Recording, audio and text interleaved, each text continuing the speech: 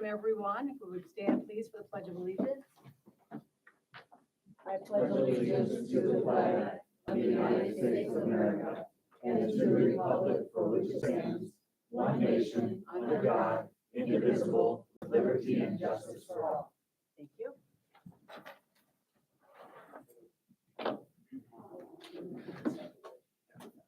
At this time, we would entertain a motion, please, to adopt the agenda as presented. I will make a motion to adopt the agenda as presented. All in favor? Aye. Thank you. At this time, we have call of public. I don't believe we have anyone here. No. Okay, moving right along. Item 6, information and discussion items. The CVHS Student Council report being presented by Heidi. Oh, yeah. Heidi. Jordan, did you think it was going to be you? She's like, I'm not even on student council. So tomorrow we're having our 30-minute assembly schedule to go ahead and recognize our winter sports. So our 2 soccer teams, boys who took state and girls that came in second. And also we are planning on having a spirit week, just dress up week, second week of December. So I gave a week in between that and finals, so there's not doing that. So every day they'll dress up, like one day will be like a ugly sweater day, another day will be a hat day and that kind of thing for this spirit of the season. And they're going to have a dance on I think it's the 14th, which is that Thursday night of that week from 6 to 9, I believe. Wow. And they're just busy getting ready for all of that. And off the top of my head, I can't think of anything else right now. Anybody questions? Thank you. Good night. Thank you. Buying gifts for needy children. Oh, yeah. Prom venue and t-shirts. Yeah. Yeah. There was a list in the back. Item 6B, the superintendent's report. Mr. Schultz, please. You have the report in front of you. There is an enrollment report. We're holding fairly steady and about 50 students over the prior year when it comes to ADM. And so things are holding steady, which is good. That's where we want to be. The election, I want to congratulate, based on preliminary results, I want to congratulate Cindy Thomas along with Marcia Hilborn for earning their seats on the school board starting January 1st. Of course, Cindy is already on the board and ran again, but Marcia will be new. And so at the December 12th governing board meeting, so the next one, Mr. Carter will be here to swear them in, but their term does not start till January 1st. Even though they're sworn in December, their term does not start. So Penny, you can't get off the hook for that last month. We're keeping you 1 more month in December. So yeah, that'll be your last one, hopefully. And then Marshall will take over for you January 1, even though she's sworn in. That's just a thing they do early. I want to congratulate the boys and girls soccer teams. They had a great season. Of course, the boys were state champions again. The girls almost were state champions again. They were state runners up. And so 2 great programs, excellent coaches, great kids doing some really neat things. And so I want to kind of give them a shout out for what they accomplished this year and continuously accomplish throughout the years. We have 2 great teams that have had a long history of doing really well, and we hope to continue that. So kudos to the boys and girls soccer teams. Aggregate expenditure limit. Again, the deadline for the JLBC, which is the Joint Legislative Budget Committee, to come up with the numbers along with the ADE was November 1st. So there's a sheet in here that gives you the exact amount that we are supposed to give back. And that amount, and I don't want to say give back because we're not giving it back. We're actually keeping the cash, We just lose the budget capacity to spend the cash. It does not lower taxes. And again, for those out on the internet watching us, the aggregate expenditure limit is a state constitution amendment that was added in 1980 that limits the amount that the state can spend on K-12 district education. This does not impact charter schools. I want to make sure that's clear. This is just district public schools. And because of this was in 1980, if you think about what school looked like in 1980, it's a lot different than what it looks like today between special ed, our EOL students, the security, the buildings, the inflation, everything else. It just didn't keep up. So right now, we have to give back 17% of our budget, 17.51%, which is $3.668 million. So we lose 17.5% of our budget capacity with about 20% of the school year left. John, technical question.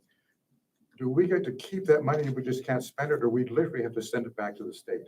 And Mr. Livingston may have some insight on this, but I believe it just stays in our coffers, and there could be some tax adjustments the next year, but we don't have to give any money back. I think the state just keeps giving us money. We just can't spend it.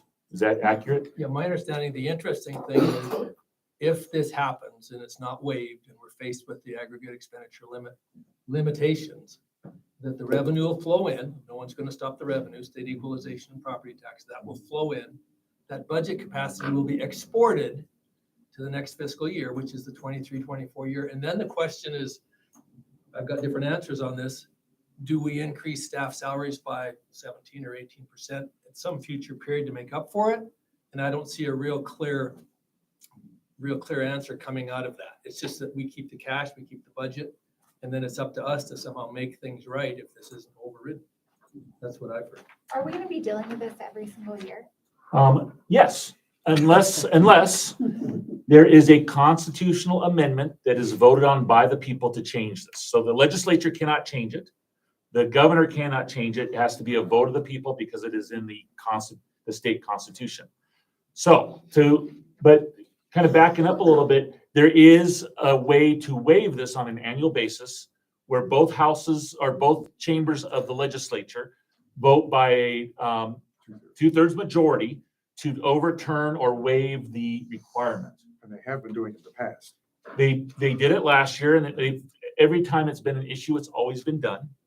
I can tell you that in the budget negotiations for last spring, when it was going through, or the final budget, part of the deal was to call a special sessions to address this prior to the next legislative session.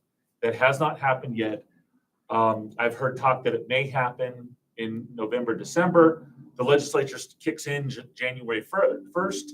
I met with Senator Fan, who's the president of the Senate, for the next 2 months. And the issue is if the governor really needs to call this special session, because if the governor calls it, then it's a one-issue special session. The legislature can call a special session, but it opens it up, the special session, up to any topic that any legislator wants to bring up.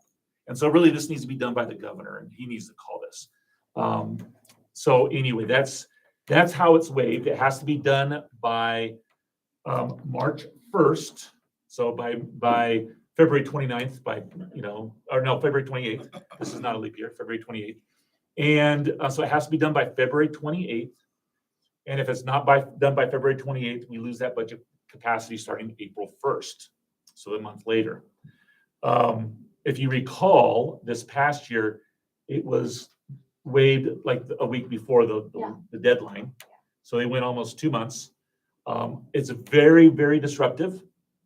If you think about what would have to happen, cutting 17% of our budget with 20% of the school year left, that's people, laying people off.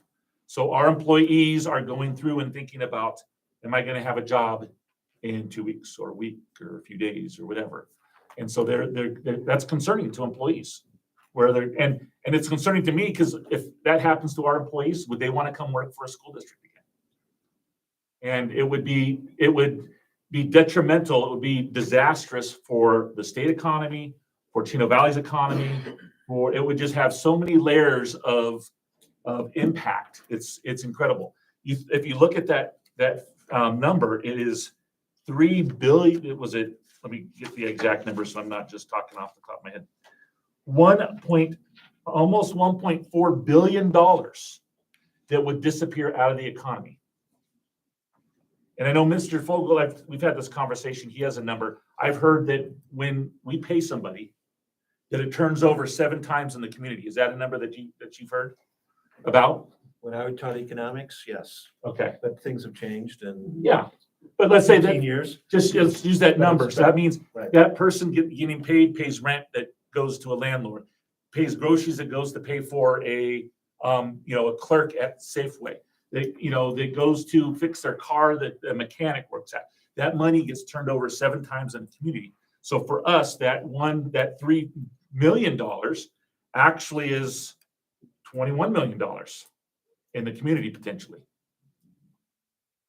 And that impact on Chino Valley's economy would be horrific. And that 1 billion, 1.4 billion in the community or in the state becomes $7 billion impact in the state, which would be devastating to the whole state economy, in my opinion. What was the justification for ever putting that in there?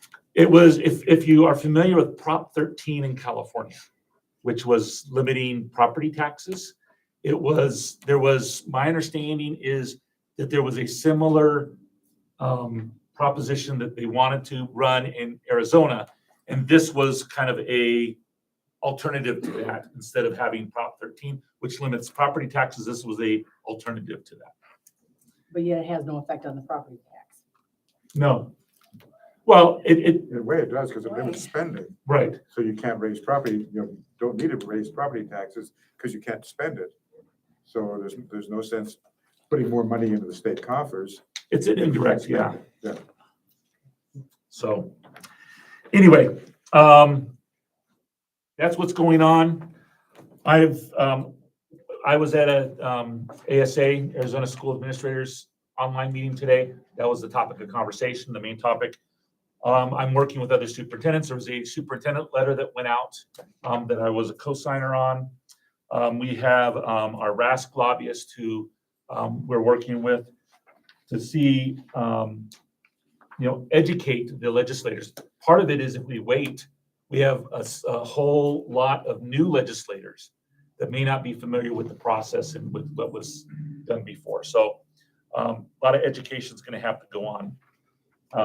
Anyway, questions on the AEL? We'll kind of stop there because I know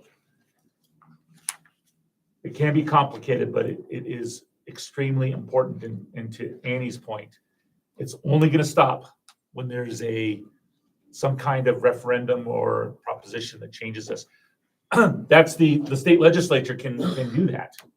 That's something they can do is refer it to the voters.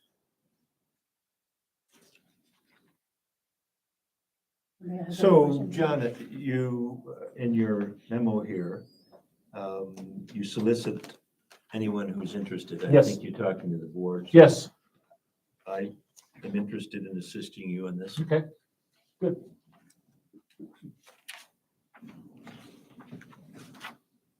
So here, and add just a little perspective. Yeah. There is something else that could take place where the impact of this would be reduced. And that is if the general fund were to grow. That is that our government just makes a decision that we are going to put more money into all services. And if that general budget grows, then the school portion of that budget percentage will be reduced. No, it's just. And that could be something to things think- like Medicare, could be That's prisons. it. Could be Yeah. roads. Because there's a percent, about 51% of the budget was. I'm not certain what that Yeah, number is. It's at about 54% right now, Yeah, which is it was- considerably higher. what Mike's point is, it's not a dollar amount that we're dealing with, it's a percentage of the total budget that can Yes. be devoted to schools.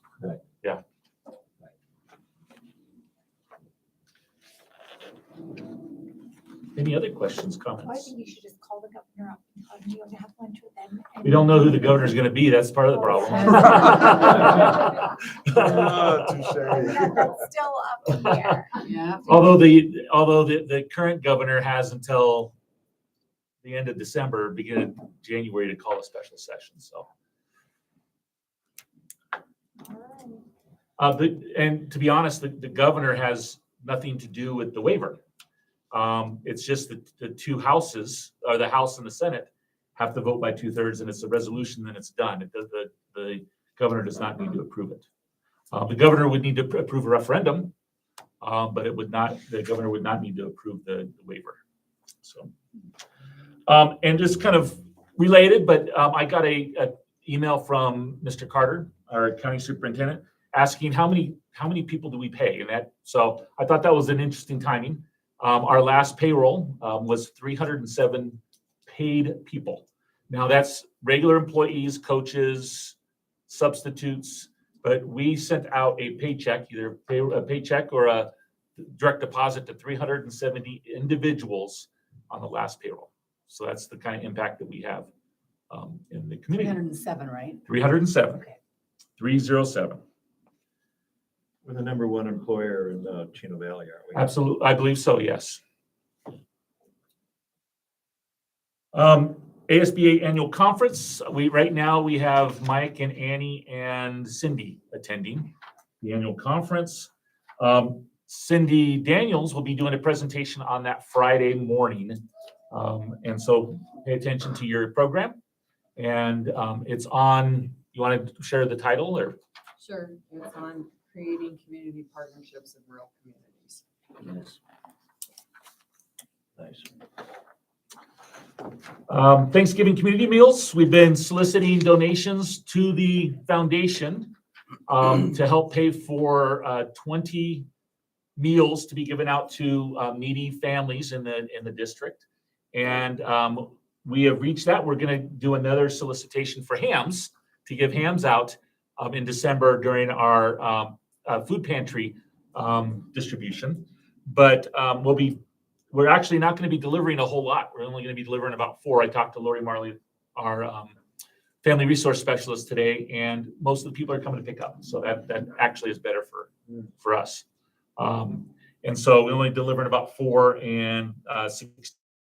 And I can tell you that the families are genuinely appreciative when they get this. And the meals, about $80 is what the cost of the meal is. It's the Safeway meal with the turkey gravy, stuffing, vegetable, and then mashed potatoes, rolls, and then also we add on to that pie and whipped cream. So it's about $80, and out the door is what it costs. So Are these Sodexo prepared meals? they are not. They are actually Safeway prepared Oh, meals. really? The Safeway makes it easy. Although we're buying the hams from Safeway, I believe, or from Sodexo, I believe. We're buying, Sodexo sourcing them from their vendor Yeah. for us. Yeah. So. No, yeah, they just come in a bag. The whole meal comes in a bag, and It's all prepped at Safeway. I'll pick them up on that Wednesday morning, and then we'll come here and sort, because I get cases of mashed potatoes and cases of turkeys and that kind of thing. So we sort here and then move them to the family resource room, and a few will get delivered. We were talking a little bit earlier about Thanksgiving lunches. This is the schedule. Today was Heritage Middle School, which I thought went really well. I want to thank Sodexo for that. The staff worked really hard in the kitchen to make sure that we didn't run out of food in serving the line, and we all ate afterwards, and that was nice. And so I want to thank the HMS administration for running it smoothly, and Sodexo on that. Tomorrow's the high school. And then on Wednesday is territorial. And then we finish up on Thursday at Del Rio School. Which Del Rio is probably the biggest, isn't it? Territorial, the territorial has actually, if you think about 4 grades, Oh, yeah. when you throw in preschool, and then kinder through 2nd. So, but yeah. They rival pretty much each other. They're pretty close as far as participation. I just think that this is such a great deal.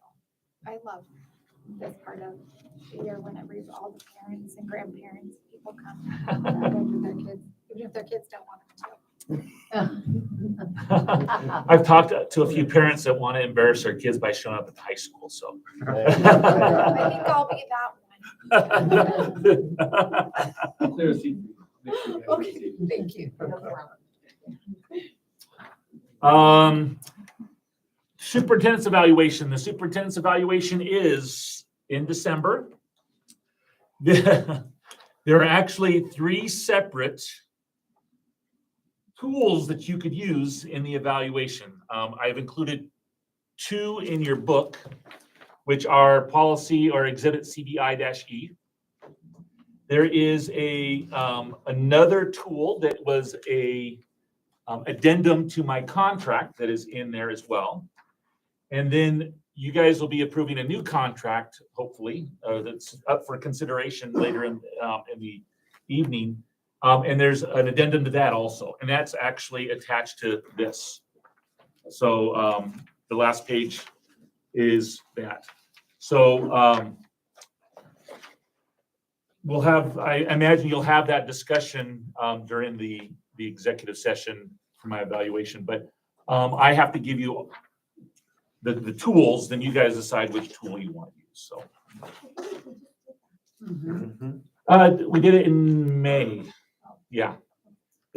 We do it, it's twice a year. The formal evaluation's in December.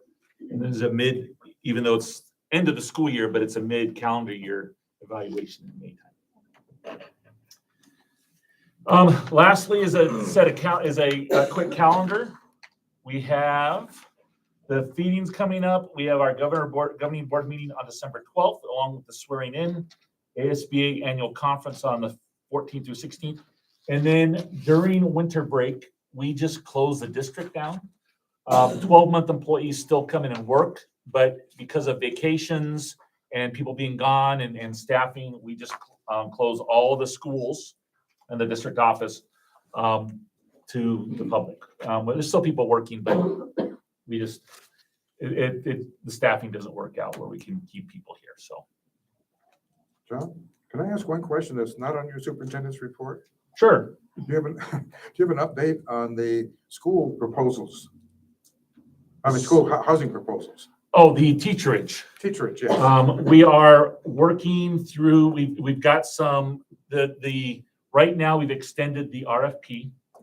We're working through some issues with the town. And I have a meeting a week from tomorrow with the town. I don't know what what's the title? Do you know the department? There's a development. Yeah, Development services. the development services staff. They are what we've been told in the past. They've come up with a new interpretation of the rules based on what or different than what we've had prior. So we need to have that discussion. So have you extended the deadline? We did till the middle of December, I think. December, I think it's the 17th. Oh, okay. This is the second extension. Right. Okay. We were hoping to get some bids in front of us by October 17th. Mm-hmm. I remember. So now it's. That's the way I asked the question. Right. I hadn't heard anything. And the contractors have been very good about making sure that they're, what they're going to give us is something that we can actually build. And now it's kind of on us to kind of do that negotiation with the town to make sure that the contractors have the leeway that we're hoping for. Are they, I don't want to extend this too Yeah. much, but are the changes that the town wants in their interpretation of code going to have significant cost increases? Yes, it could be a deal killer. Oh, Mhm. okay, that's what I'm So can't- concerned about. So the rules can be like grandfathered?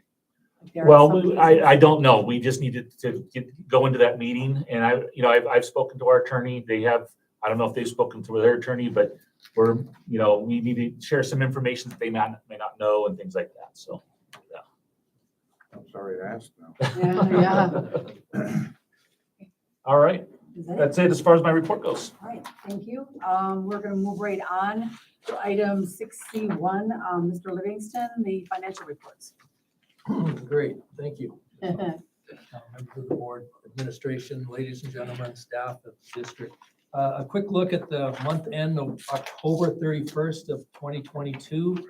I've got three parts to my report, and any questions at the end would certainly be acceptable and advised and welcome. If we look at our operating fund, we look at the 18.1 million that we approved for the new budget on the October meeting, October 5th, that Paul and I approved that. After that's said and done, there's still 4.43% of that, 10% of 18,180,000, over 700,000, not really in play. It's just unencumbered and unspent. So that's a good sign. Our capital fund, 17.29%. Again, not encumbered or spent. In our 620 fund, if we can use that on, we've got a couple of projects in mind. We'll have to get back to you because they're both pending, or one of them is, of course, the Del Rio project with the paving of the gravel parking lot. And we wanted to have that done by this time. Got a state contract behind a company that was bidding on that, and they ran into, again, some complications with the development services part of the town to do with access and funding and just some of their expectations, I guess. So I believe it would be correct to say that our contractor could have done a better job getting exact numbers and data from planning and development before they put the bid together. But at this point, I think we can still salvage that and move forward. And hopefully have that in before the end of the year. They can work on, again, removing some of the area there where there's such a problem with water retention, and then the entire gravel parking lot, remove and replace with some aggregate, and then put a surface on, as long as they stay within their limits. And you've seen cement covered with heavy tarps. I think these guys have done it before to kind of negate the effects of freezing temperatures. They think they can get it done still this year. Otherwise, we wait till next spring. So it'd be they're concrete sidewalks or a whole concrete surface? Well, the parking lot will be mainly asphalt, but aggregate underneath it, so there's no I settling. understand that, but you talk about concrete. Well, then that's going to be in catchment basins. Oh, to okay, move just the water away. attachment. No, Yeah, that's to move fine. the water away from the front of the building. Yeah. And then there's slope and drainage issues, and then there's utility line issues, and then there's the distances you're coming on. I believe is it two west, where you're coming into the intersection from the north, and the contractor wanted to just get real close to that intersection of to east, and then turn in, and they want more clearance than that. More distance. Yeah. So this is hopefully going to be done by Christmas, but, and then we can use these adjacent ways, Fund 620 cash balances for some of that. So, and that's where we are with that page with the cash balance budget summary. If we look at the cash balances page and you look at Fund 691, that's our school facilities board fund. A month ago, that was about 25 million. Now it's 26.6 million. That's encumbered. The school facilities board has just approved 3 sets of bleachers for our district, 1 at Heritage Middle School and 2 at the high school. And those total 377,000, those 3 sets of bleachers, as well as doing a separate, well, it's all going to be done eventually. All the buildings in the district are going to be weatherized eventually. But because we had the fire and then we had the flood here back in September at I call it the high school 8-plex. Is there a better name, Ms. Wolf, than the 8 classrooms that have joined? I just call it the high school 8-plex. I think that's a great name for Okay. it. I call it the tin building. Okay. Yeah. Okay, so that's where it is, straight behind us here, about 400 feet. And we've got a contractor lined up to just weatherize that building. Because you may know, when we had the flood in September after the fire in June, the contractors came in and cleaned out the 2 main rooms, 14 and 15, that had that fire. So they were scraped clean, new sheetrock. Then here came the rain in September. So that company rigged off the site until we could get the roof from leaking down onto their new sheetrock. So that's kind of where we're at. And the SFB, our facilities board, has approved 100,000 at least for that building. And it's the tin building 8-plex would be weatherized and not have water, as well as the south gym. That's on the schedule too, where the windows of the south gym, our facilities director tells me when the water comes in from the south, it just comes right through, not just the glass shield, but right through the wall. through the caulking. So that's on the agenda to be replaced and repaired as well. So that's why it's up to 26.6 million, all funded by the school facilities board. And I do track on the cash flow analysis. I do track year-to-date revenues district-wide. September year-to-date revenues were 3.7 million, expenses 5.7. So you say, well, there's a $2 million advantage, I guess you could say, if it's like two horses going to the finish line here. Expenses were greater than revenues in the month of September by 2 million. But in October, revenues took a nice jump. Now year-to-date revenues, the end of October, are 8.5, and year-to-date expenses 7.4. So we had tremendous property tax revenue there and state equalizations coming in, and we're getting a really decent payment, 165,000 a month for our classroom site fund. That's again certified teacher funding. So I think again overall the district's in pretty sound shape. Any questions? That's my financial report. More questions? We'll move right along then to item 6C2, the student activity report. Great. Yeah. Great. So there's two here. We have the September report for your review as well as October. The big difference is if you look at September, the top page there, the 5,820, it's about 3/4 of the way down. High school boys soccer rings came in and that was encumbered. Well, now that's been spent and those dollars have gone. And then you see we've also got increased encumbrances for student council. And I think the best word for student council activities is endless. Is that right, Ms. Wolf? Just endless? Yeah. So they've encumbered another $800 there as student council, but endless activities there. I don't want more detail than that, other than I know they've got a place booked for, is it prom? Yes, they do. I believe they're back at Prescott Vibes, which is the one that's Near the airport. I'm Vibes. not 100%. That's what they, last time they were talking to me about it. Thank you, Ms. Wolf. And that's every club and activity that we have, these four is listed there. Any questions on student activity? Thank you. That's unusual for you there, Peter. It's a good report. Oh, What it can I is. say? Yeah. Item 7A through N, the consent agenda. Anybody have any questions? Entertain a motion then to approve the consent agenda as presented. I'll make a motion to present the approval of the consent agenda as presented. All in favor? Aye. Aye, thank you. Item 8A, addition of skilled maintenance worker, Mr. Schultz.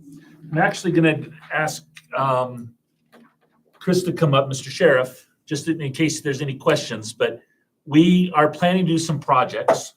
And one thing that Chris has done, Chris is our facilities director, is really try to do things in-house because it can be done, we think, better and at a lower cost than if we go out to a contractor. If we can even find a contractor, that's part of the issue. But one of the issues that we have is we can load up the facilities department, then other areas can get neglected because we're putting a bunch of people on this project. So an example that we want to move forward with is the bathrooms at the football field. We think we can do those in-house. Another is a wall at Territorial in the playground so that we can stop Lake Territorial from forming when it rains, if you've been over there. And they're doing work now to install some playground equipment, I believe. And so that's what we're asking for is 2 maintenance workers that are actually going to relieve more experienced guys that can go work on these construction projects. These would be maintenance level rather than more construction level. We have the construction level guys already on staff. I mean, I'll let Chris talk about that. My staff is well-rounded in multiple areas. You know, I've got framers, I've got plumbers, I've got electricians, and I've got AC techs. So there's really not much we can't do right now. The problem is what happens is I pull them out to do these projects and now the maintenance side is getting neglected. So I'm trying to get these projects done. If I could have 2 more bodies brought in to help take care of that, then we could do a lot better. And for those that know Bruce Nesbitt, he's his assistant director And Bruce built buildings in California and built buildings here. He has a lot of expertise to kind of lead those construction projects. So we have the expertise. It's just a matter of backfilling those guys so those other projects don't go by the wayside. With Bruce, we'll be having him basically run the construction side. Between me and him, he'll be asking we'll be scheduling out which guys is he gonna take next week. That way I keep the other guys for maintenance. He'll take 2 guys each week and we just do a rotation depending on where we're at in the project. You guys do side work. I'm really sorry, but I really am. Do you already have people in mind for the positions? There's a lot of guys actually are in staff right now that would like to promote up. Oh, okay. And like I said, we're already well staffed. So if I just get more men on the ground to be able to go and handle the easy onesie twosie work orders that are out there, and I can promote more guys upward, it'd be great. And I actually have 3 of our guys right now that come and see me today about these positions. We have had a anticipated opening on our website, and I think you've gotten at least 1 application on Got 1 that. application interviewed last Thursday. Do they have to be licensed and bonded? Is that how it works? Maintenance? I'm not sure. No, we don't. Since it's our own entity, we can do it within. There is some things we'll need to pull permits on and that kind of stuff, but it's not, we work with the city and hopefully they're not as sticklers about some of the things that we're trying to get done. But for the most part, I've always had a pretty good dealing with Dan Trout. Oh, okay, good. Any questions? Is this part of a long-term plan? Is permanent? Yes, we would keep this going until the projects are done. And we have at least probably 2 years of projects in line right now. Lots of projects. And on the budget side, there's money that has been encumbered already so it wouldn't have to come out of that $800,000. It's available in the budget. It's been encumbered already in anticipation. Just the bathrooms alone at the high school with the annual salary of the 2 guys coming in and the parts and material it takes to build that bathroom would cover hiring a contractor to install that. And then you still got, and that's gonna take us maybe 2 months. And you still got another 10 months out of the year to use those guys for whatever we need to do. Any other questions? Nope. Action items, so I entertain a motion, please. I would love to make the motion to approve the addition of a skilled maintenance worker and a skilled maintenance worker 2 position. Second. So 1 and 2. Okay, thank you. And we have a second. Any questions? All in favor? Aye. Thank you. Thank you. Thank you. Item 8B, employee economic survey results. Mr. Scholl. So at the request of Mr. Fogel, and I'm probably going to hand it over to him because I know he's looked at this pretty closely. The board requested we worked with SEAC, we worked with the board, came up with the survey that was put out for after fall break. And these are the results. It was done through SurveyMonkey. We had 159 respondents, which I think is pretty good because we probably have about 230 or so regular employees that would have access to this. And so, we've got a fairly good response rate, and it's open for discussion. I just wanted to kind of hand it off to Mr. Fogel first. So one of the things that I'm interested in, John, you shared this with the faculty and staff at a SEAC meeting, right? I haven't shared the results yet because Oh, I thought that was part of the last SEAC. No, it wasn't. Okay. I don't think we had them yet. Oh, okay. Yes. Okay. I thought it was. No, I think you're that there correct. was I'm a just trying to think. discussion. We did share that with SEAC, correct? Yeah, and so I'm sort of curious as to what kind of reaction and response there's been throughout the district about the survey and then sharing the results. And I suspect there were maybe some comments at the last SEAC meeting about this. Not a lot. And this has not been shared with the staff as a whole. I wanted to kind of give it to you guys first. and then we would make it available to the staff. But haven't received a whole lot of comments. There's what I'm glad to see is there was a lot of, comments as part of the comments section, which, it provides kind of an anonymous way to do those comments so that people don't feel like, they can be more open than anything else. But there wasn't a whole lot of discussion at SEAC on time. So one of my reactions to the data was that there seems to be perceived and expressed economic difficulties with about 73% or so of those that responded to this, which I thought was significant. And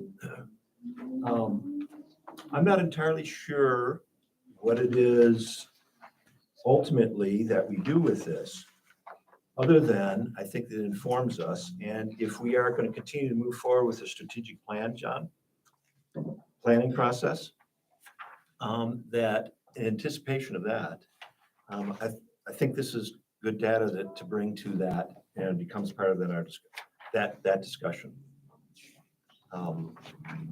And that I think that it has been the philosophy of the administration for a long time to move as many dollars as we can into workers' pockets. I trust that. We may want to ask some really hard questions in that strategic planning process, or maybe even right now. I mean, I guess I'm bringing it up to the rest of the board. Hard questions with regards to the budget, where we might be able to find ways to continue to move money into our employees' pockets. Part of the discussion at SEAC, which I thought was interesting, is there's been a lot of discussion about I'll call them working conditions. Right. And that I think there needs to be a balance with that. You and I had talked about maybe hiring some staff and lowering class sizes and things like that, and bringing back preps and things like that. That I think needs to be balanced with the providing more money. Because changing the working conditions may make it more appealing to stay. I think we have some natural, the 4-day week is huge for us. That is a significant, that's something that keeps our staff here, and brings staff in, is that 4-day week. But I think that's one of the things that concerned me was, and it wasn't like a lot, but there's people in here talking about not getting raises. Right. And we, if you think about what's happened over the past 5 years with minimum wage, going from, we're $13.80 right now, and that's gone up from $8. That's gone up significantly, and we've given some significant raises on the certified side as well. And so that's just it's interesting to me that perception is out there that we're not giving raises. Now it may not be keeping up with inflation, and I don't want to argue that, because I'm losing. But we have been giving raises, and in many cases significant raises. And this last year was twice. We gave 2 raises, and that there's that perception out there that we're not, and that's a little bit interesting to me. So yeah. It's not satisfying the economic stress they're feeling. That's fundamentally, I think, what's going on. Right. So I had a question. So you said earlier that there were 307 people that are paid out of the district, but we only surveyed 230. So who's excluded? We gave it out to everybody, but it went out on an all accounts, and our all accounts typically go to our regular employees. So they don't include like substitutes. They don't include coaches, things like that. So these would be our people that, our bus drivers, our aides, maintenance, our custodians, administrative staff, teachers, counselors, things like that. So what I call our regular staff, which are the ones that are not typically on a timesheet or on a stipend contract. I So, think this is so, like, I'm reading the comments and I think this is so sad. Like some people, like more than one are living in a RV or a camper or with family. I mean, these are the people that are teaching our children and they can't even afford. That's just really sad. One of the things that, and we had this discussion today, we pay pretty well as far as above the minimum wage. We need to just to remain competitive. But one of the things that people that hurts is 12.5% of your salary is taken out for retirement. So if you're living paycheck to paycheck, that retirement is not as important to you as having that money in your salary. And so that makes it, but we don't have a choice. It's not something that we can opt out of. And so that is, a disadvantage that we have.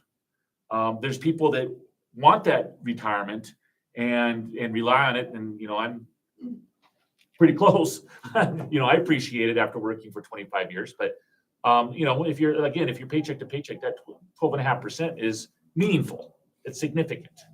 And unfortunately, we don't have anything that we can do to offset that. And, I can't remember, I think I started in 1997, 7%, 6%. 6.5, Yeah. as I recall, yeah. So it's doubled since that time. And, I think it's unfortunate, and significant. They've made some changes to try to alleviate that, but it went down this year a little bit, but still, doubling that retirement rate is not helping. So maybe one of the hard questions for us to ask, and that maybe John can do some analysis along this line, is come to understand what percentage of our overall budget is going into people.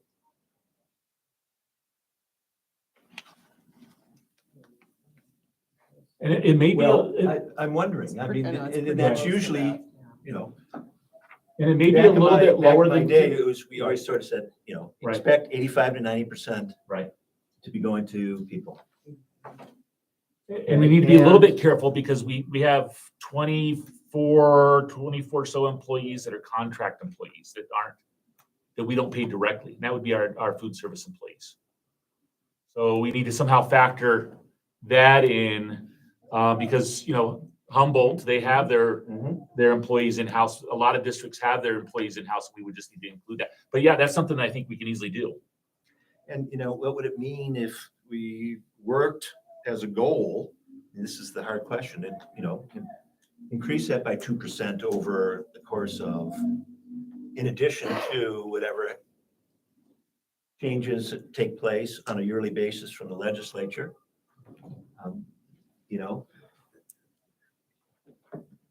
This is something that maybe we want to explore and ask that hard question. What would it mean? What would the opportunity costs be to trying to increase that percentage over time? And what would the opportunity costs be in real terms to making that kind of decision and trying to achieve that kind of goal? And just try to do some kind of analysis. Would that make a difference then in things like turnover rate? And some of and maybe continue to do surveys, and maybe the surveys results will change. Because people are really what we're about, first and foremost. And back to one thing I said. This is a people business. Right. One thing I said earlier, happy staff are better teachers. Not just teachers, but are better educators. Our classified staff, our teachers, when they're happier, they do a better job in educating our kids. Absolutely.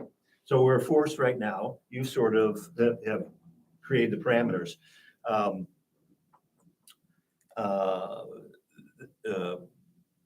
working conditions versus paying the bills. Mhm. I mean, so in my mind, that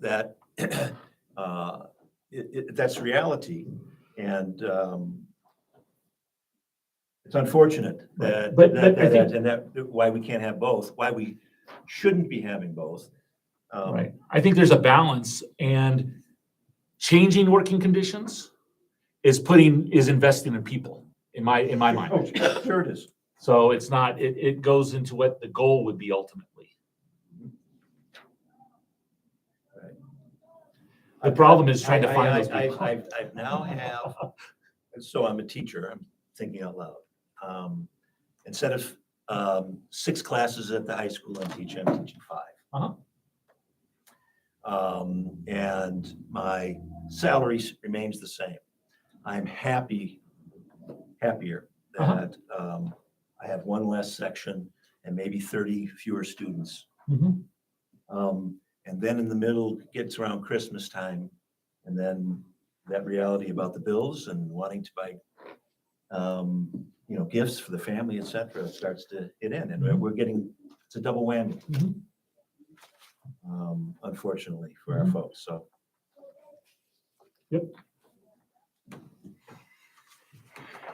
Okay, any other questions? I think, just to top it off, earlier you mentioned that the aggregate spending and how the money is tied up there. And some of that money could, if it ever gets released, could be used to alleviate this No, problem. that aggregate expenditure limit is our current budget. It's not, But once it's released, it can't be used. it's spoken for already. Okay, If we weren't allowed to spend it, we'd actually have to lay people off. The opposite of what we're trying to do. all right. Yeah. Thanks for clarifying that. Yeah, no problem, no problem. So what I'm hearing though is we want to keep this kind of, when we go through the process that we've kind of committed to already, through the, you did the survey through ASBA, we need to visit and come back together to begin that strategic planning process. This is one thing that we want to keep in mind when we're doing that and bring it back in that process. Is that what I'm hearing? It's sort of baseline data. Yeah. Certainly, yeah. Okay. And I hope there's ongoing conversations going on about working, how do our people feel about the balance that you talked about and we try to achieve? And I think we need to have a lot of input from them. And that is a about significant discussion during SEAC. Great. I'd love to hear Mhm. reports on that, Mhm. continued reports on that. Okay, thank you. Item 8C, addition of district of human resources position. This is Mr. Scholler, please. So several years back, when we were actually smaller, we had a director of human resources at 307 employees that we were actually paying. We are to the point where really we should have one again. The couple things, research, and I include a little bit of research in here. Right now, when you consider our district staff in the HR department, which is part of me and a human resources specialist, we have about 0.4 HR employees per 100 district employees, when really it should be between 1 and 1.25, give or take. Adding this position still wouldn't get there, but it'd get us closer. Okay. Couple things. This person would be the chief recruiter. If you think about the turnover that we have annually when it comes to teachers, we're looking at 25 staff members, 25 to 30 staff members of teachers, certified people that we're hiring every year on top of the continuous search for classified staff, which is becoming harder and harder. This person would be the chief recruiter. A lot of that work is on the shoulders of our principals, where they're having to look for those staff members, and it would relieve them of that burden, along with some of that administrivia that they have to do, like the background checks and things like that, with on those calls and things like that. That would be done by this person. We have staff members that are in non-traditional certification right now. whether it be long-term subs, whether it be our intern certificates or alternative certificates, things like that, that require tracking. And that's currently done by Cindy Daniels and our special ed director. And so Dr. Burdette, and that would relieve them, this position would relieve them, which they are probably two of the busiest people in the district, relieve them, in addition to our principals, relieve them of that burden, and this person would track that. And then also, as me being the HR director, I am, in some cases, kind of the appeal if there's something going on. And I also think that people aren't necessarily reporting things when they have to report it to the superintendent. Yeah. And so I think having that intermediary person where they could take complaints to is important. And then if it gets to my level, that's one thing, but it could really be handled at a lower level. That would be the HR person. So I truly believe we're of the size. We have the funding. It's already been encumbered if it's just in anticipation of it being approved. So it'd be outside of that 800,000. And I think ultimately it would be better for the district to have this person. And a lot of what you're talking about could be done by this person, the additional surveys and things like that, working with the employees. Any questions? Well, I didn't realize we did not have an HR full-time position, so I'm Last one was stunned. April, wasn't it? No, No. no, it was Steve Owens was his name. And it was 2010, 11? Yeah, I remember when we had one. I didn't realize we no longer have one. Yeah. So I am the HR director, and we have the specialist that she does the onboarding and that kind of stuff. And We so have the budget for it. it's, yes, it's outside. It would be in addition. It would not cut into that $800,000 that we currently have unencumbered. And it's recurring money, so it's not like ESSER money or anything. It's hard to imagine the number of employees we have without a full-time position. Because Peter, do you So want to that- make a motion? I'd So love I to. could- Oh, well, I- shit. Please. We still have Yeah, Oh, I'm sorry, one more comment, sorry. Either way, if you want to do the motion, and then we can go into the further discussion Go about it, ahead. because I do have questions. Go about it. ahead. Yeah, okay, right. Yeah. So, well, I'll So- go- Oh, yeah, I'd like to make the motion so that when second it, then we can go forward. Okay. Wait, hold I'm on. fine with He's, that. uh, yeah, he has a He's, comment. he's Oh, out there. before, question, beforehand. Okay, please. okay. I'm sorry. either way, Go ahead. either way, okay. So, again, this is where really hard questions and choices have to be made. And we're considering putting more money into administration.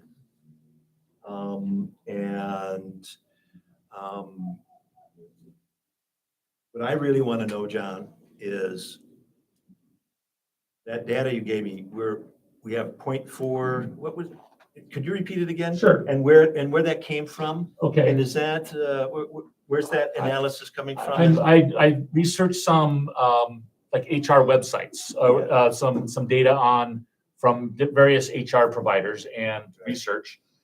It's we have 0.4 HR employees per 100 district employees. Yeah. That's about 20% of me and a whole person divided by 3. Right. Research indicates that HR staff ratio should be 1 to 1.25 HR employees per 100 staff members. And the source of that is what? The research that I read online, and so I can provide that to Yeah, you yeah. separately. And that's And for it was more than just one source. and the education industry No, specifically? No. Or, HR in general, Uh-huh. HR professionals in general. okay, so we don't know sort of what it is in schools similar to us, 2,200 students. I can tell you that other HR departments have more than 2 people full-time. Right. We are very, and I'm not just saying the HR in particular. When you compare our business office to other similar business offices, very small. When you consider HR compared to other HR departments, very small. I understand your discussion about adding positions to administration, but We are very, very lean when it comes to administration, extremely lean. When you ask people in the district or in their offices at the school offices, we are very lean across the board when it comes to administration. Okay, so when I take a look at statewide averages, Uh-huh. et cetera, classroom expenditures versus the other. Uh-huh. Statewide, we're pretty healthy, I think, about 70%.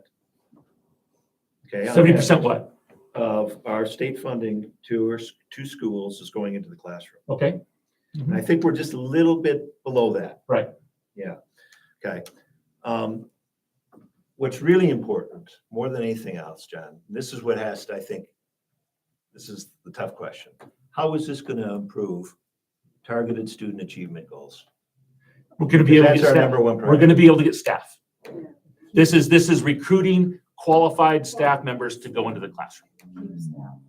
In my personal opinion, I feel like you being the HR director is almost a conflict of interest. The reason why I feel like we need somebody else is because we need somebody that's a non-biased person. And I feel like people aren't going to be as open and report something to you being the superintendent, in my opinion. And I feel like there's probably some things that have happened that people don't feel comfortable coming to you. And I think that I think that this is a very important position to deal with in the future as far as keeping from lawsuits and stuff like that, because people aren't going to come to you and talk to you feeling that you're going to be biased. So I really feel like this is an important position, in my opinion. And again, to your point, in addition to recruiting qualified staff, it's relieving some of the burden on some of our additional other staff members so they can focus more on what's going on in the classroom rather than recruiting, retaining, and things like that. Being the HR director at their site, that's relieving them from doing that position, allowing them to focus more on student achievement. One of our bigger So- challenges, Mike, about the student achievement part is that over 50% of the teachers who come to our district now come other than non-traditionally prepared for the classroom. Right, I've noted, yeah. And so because of that, when they come without traditional preparation, perhaps they're working on their first degree. Perhaps they have a first degree and are working on obtaining a degree. We have teachers who can come, maybe like engineers, who can obtain a STEM certificate, which requires that they never, ever take a teacher Yeah. training course. Right. And the staff in those positions are extraordinarily time consuming. And I attended a symposium a mentoring symposium put on by the Arizona K-12 Academy and Arizona Department of Ed a couple of weeks ago. And they talked about why people leave the profession, and they talked about Arizona has one of the highest, rates of losing employees within the first 3 years, one of the highest in the nation. And a big contributor to that is the level of preparation. And so, when John's talking about freeing up the principals to do their job, a big part of that job is student support and teacher support. Supporting teachers makes better student achievement. And so in our packet this evening, we have some teachers resigning midterm. And I think, so we have teachers who are skilled resigning midterm, and whomever we replace those teachers with will require a phenomenal amount of support. We have 50%, 0.5 FTE coaches in the buildings. But when you look across the board, 2/3 of our teaching staff has less than 10 years of experience. Right, I noticed that. Stunning. Yep. Stunning. Yep. And that means from an HR standpoint, not only are you constantly churning people through the door and all the accompanying paperwork and training, but if you want to turn that around, you have to support them. And so we have to support them at the building level. And the only way we do that is by lifting some of that burden off the administrators. It's a very funny and unfortunate symbiotic relationship in our world now. And I appreciate you asking the hard questions, because that way we know that we're making, or that you know that you're making the correct decision. Yeah. And so I truly feel that this is, I'm hearing it from some of the others, that it's an important position, and I think it will have impact ultimately on student achievement. I just want everybody to appreciate that what the difficulty it is to be the poorest of the poor. Well, And I'm trusting 100% when you come to us making these recommendations, that this has come from the bottom up.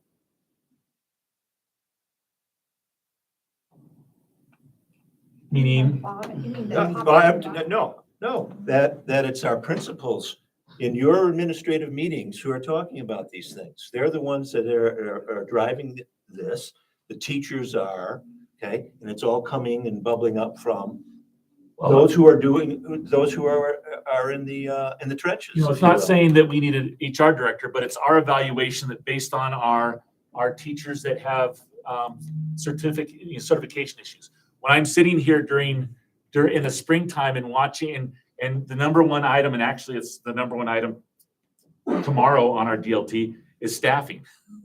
And the challenges that we have with staffing and the work that they do to pound the pavement and find teachers and everything else. So it's not necessarily people saying we need an HR director, but it's all these things that are indicators to senior leadership that, hey, an HR director would help in these areas. The things an HR director would do. Yes. Yeah, I was stunned in the, to look at the survey. How young our district-wide staff is. I was stunned. Inexperienced, Yep. like to Chino, yeah. Any other questions? Nope, you want- Well, I'm going to vote in support of this. Well, the motion hasn't been made yet. So after all those questions, I appreciate the answers, but I will be in support of it. Okay, you ready for me, Mike? Thank you. Okay, I'd like to move that we approve the addition of a director of human resources in this district. Second, please. Second. All in favor? Aye. Aye. Motion passes. Thank you. Thank you guys all. That was very educational. Item 8D, revision of superintendent's contract. I was really hoping that Cindy Thomas was going to be here because I've been working closely with her. But I can share with you kind of what the process that happened and she allowed this to be in the agenda or as an item. So I just want to assure you that she's seen this and worked with the attorney. And just for the public, she is out sick today. Yes, That's the reason she's not here. I met with her for the agenda meeting last week. She had every intention of being here. Just didn't want to get us all sick, I think, is really what Right. the concern is. So this is I currently have a contract, an existing contract that goes through June of 2024. I don't want to change the term. I'm not asking to change that term. So it would still go, this new contract would still continue to go through 2024. What I'm asking for is a year of that time, from actually February of 23 to February of 24, that I be hired through a third-party contractor named ESI, Educational Services, Inc. By doing that, it allows me to retire from ASRS, and then also I would continue to work for the school district. And after I'm out for a year through ESI, I can come back and become a regular employee with the district once again. Okay, and then I would finish my career as a district employee. What happens is it does save the district money. A couple things that I would only receive 95% of my salary for doing this.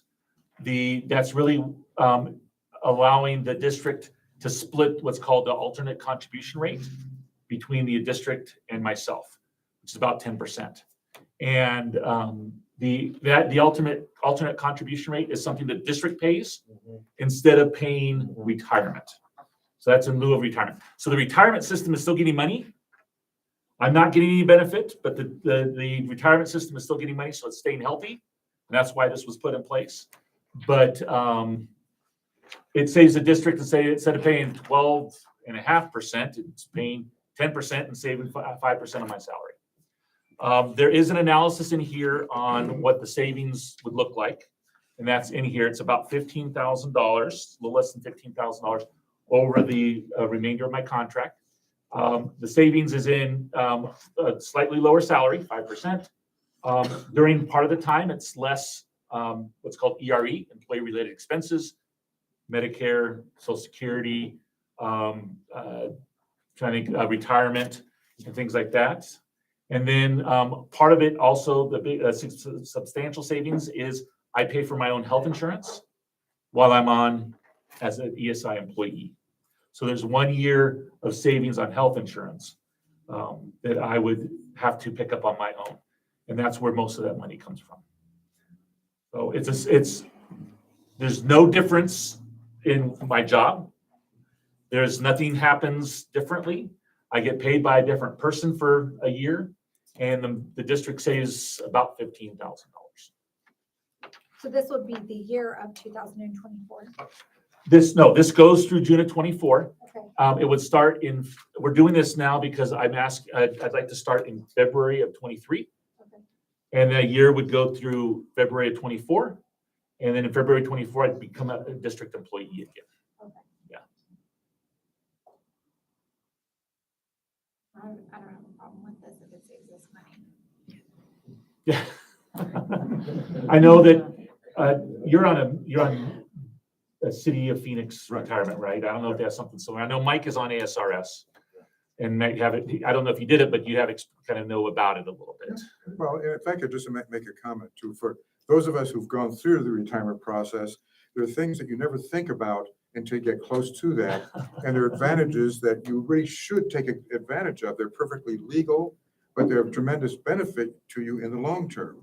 So I congratulate you being wise enough to take advantage of these, at least as soon as we approve it. Yeah. And then, and there's others in the room that have already, done this. And so I'm not the only one in the district. I don't think you're the first superintendent that's done it either. And John?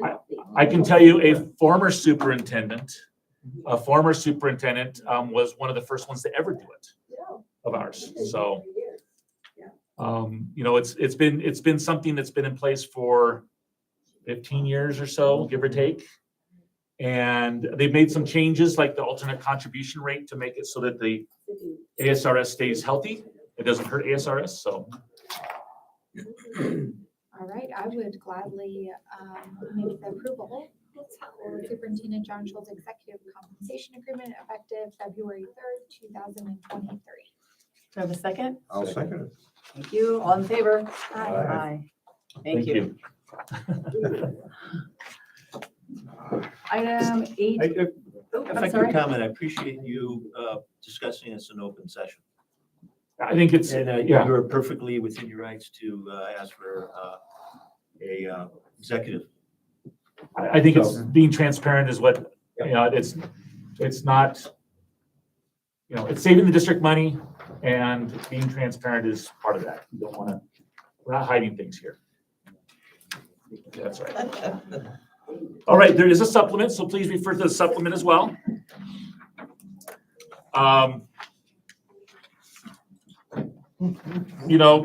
32, we have 33 items on the regular agenda or on regular personnel report, another 6 on the supplement, and then as always, some timesheets attached.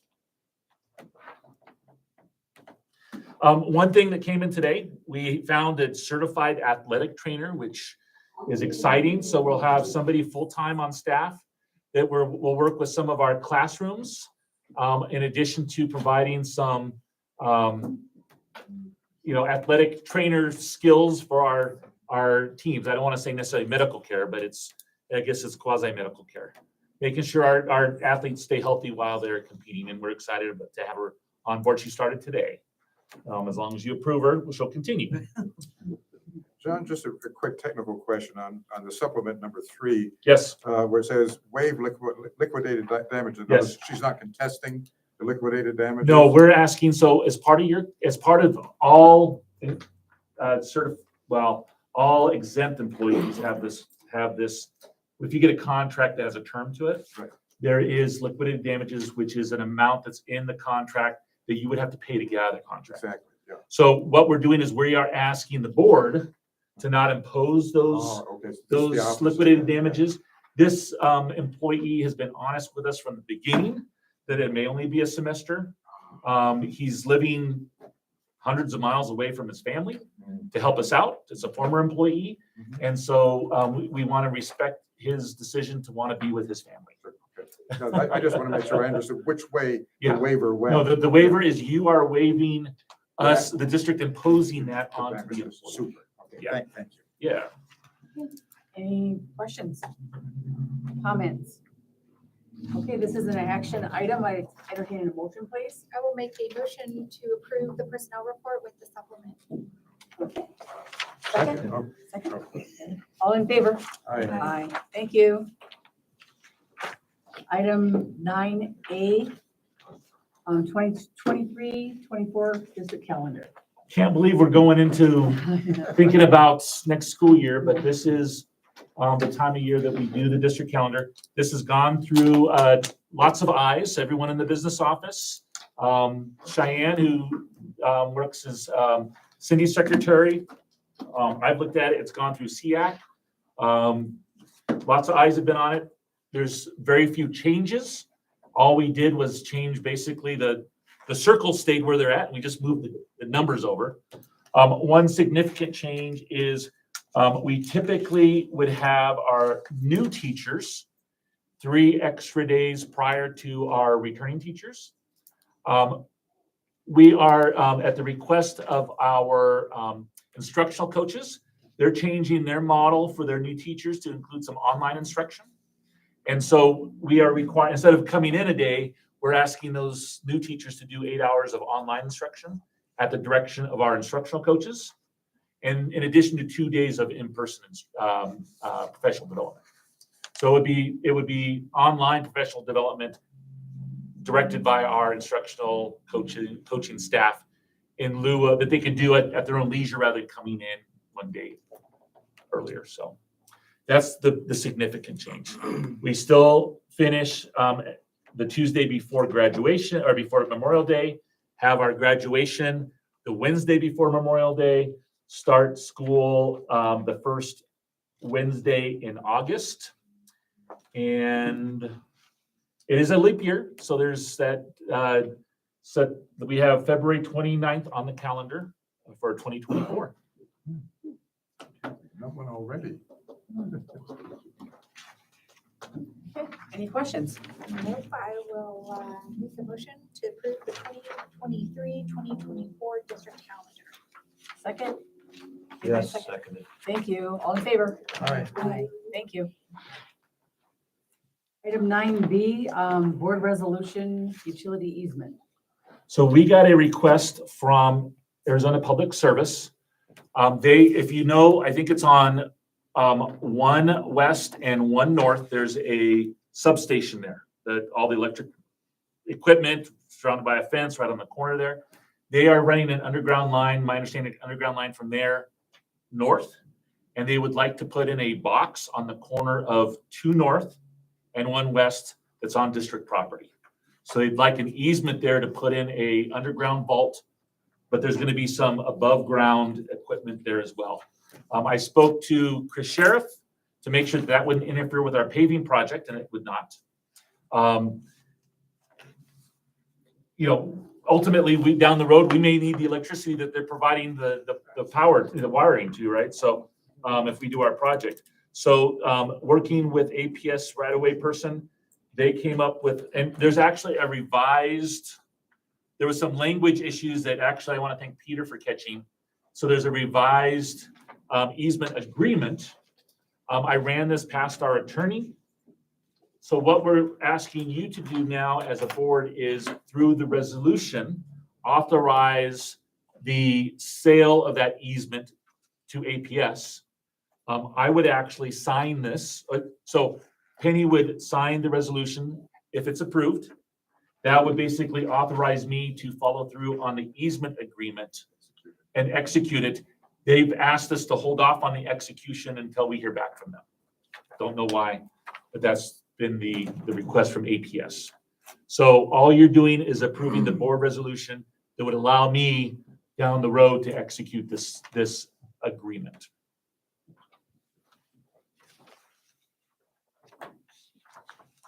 Any questions?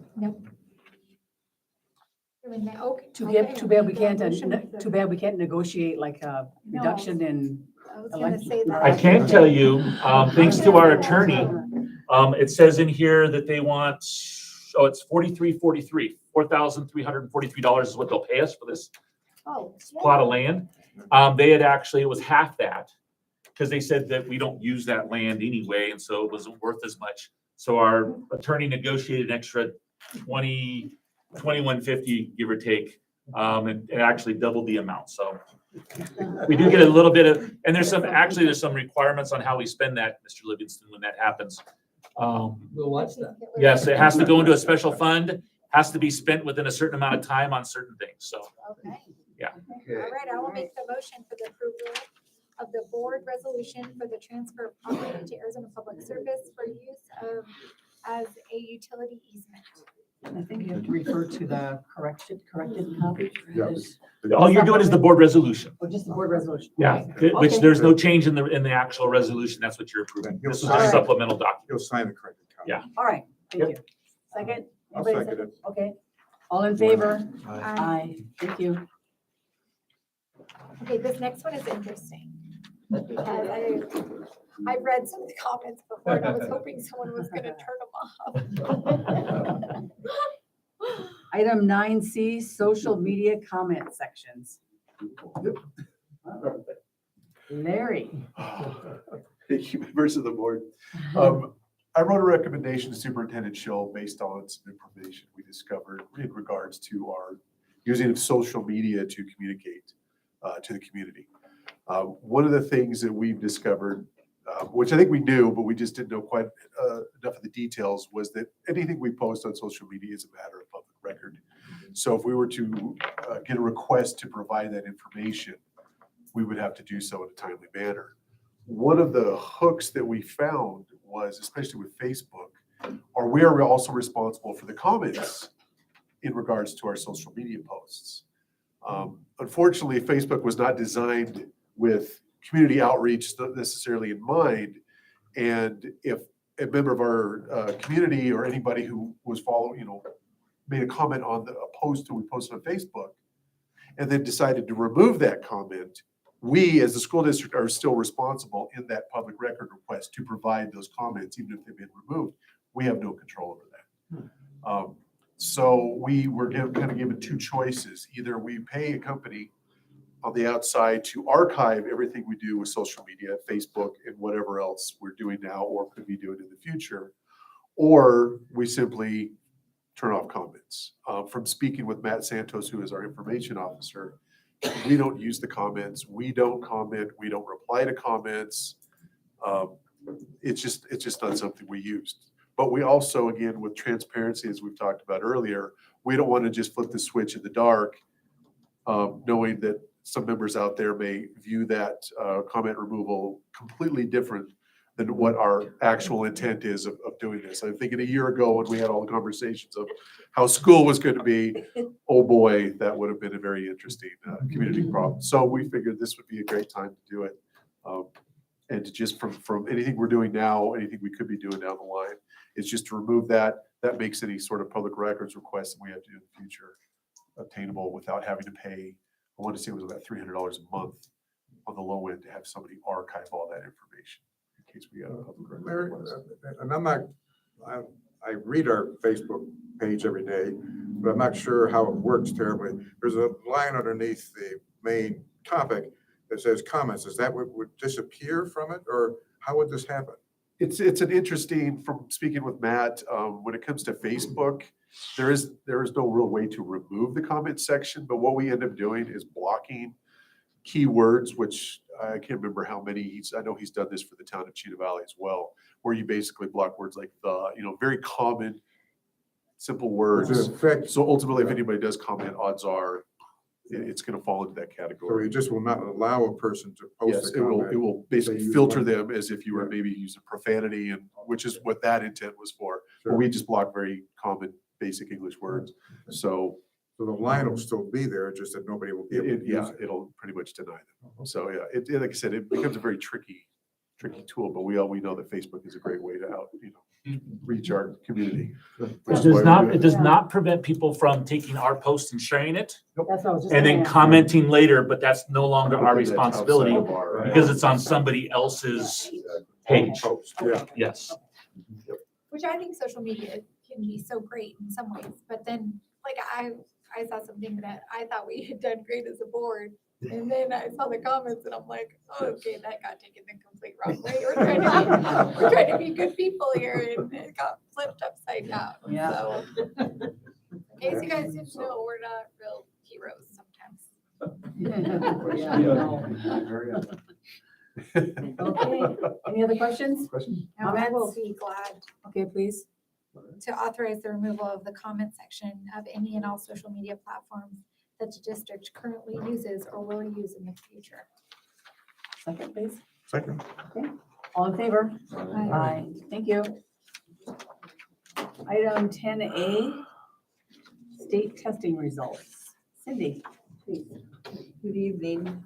We have two agenda items in a row. The first one is just me talking a bit about this is what state assessment results look like.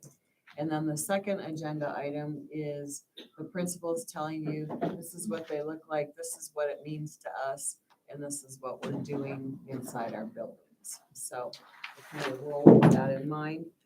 You may remember, and the headings on a couple columns are off in the tables. Over the last, 1 year in COVID, we didn't take the test. So if we go backwards, this last year we had tests that counted. The year prior were field tests of a new test. The year prior, we didn't take tests because of COVID. The year prior, we had a different test.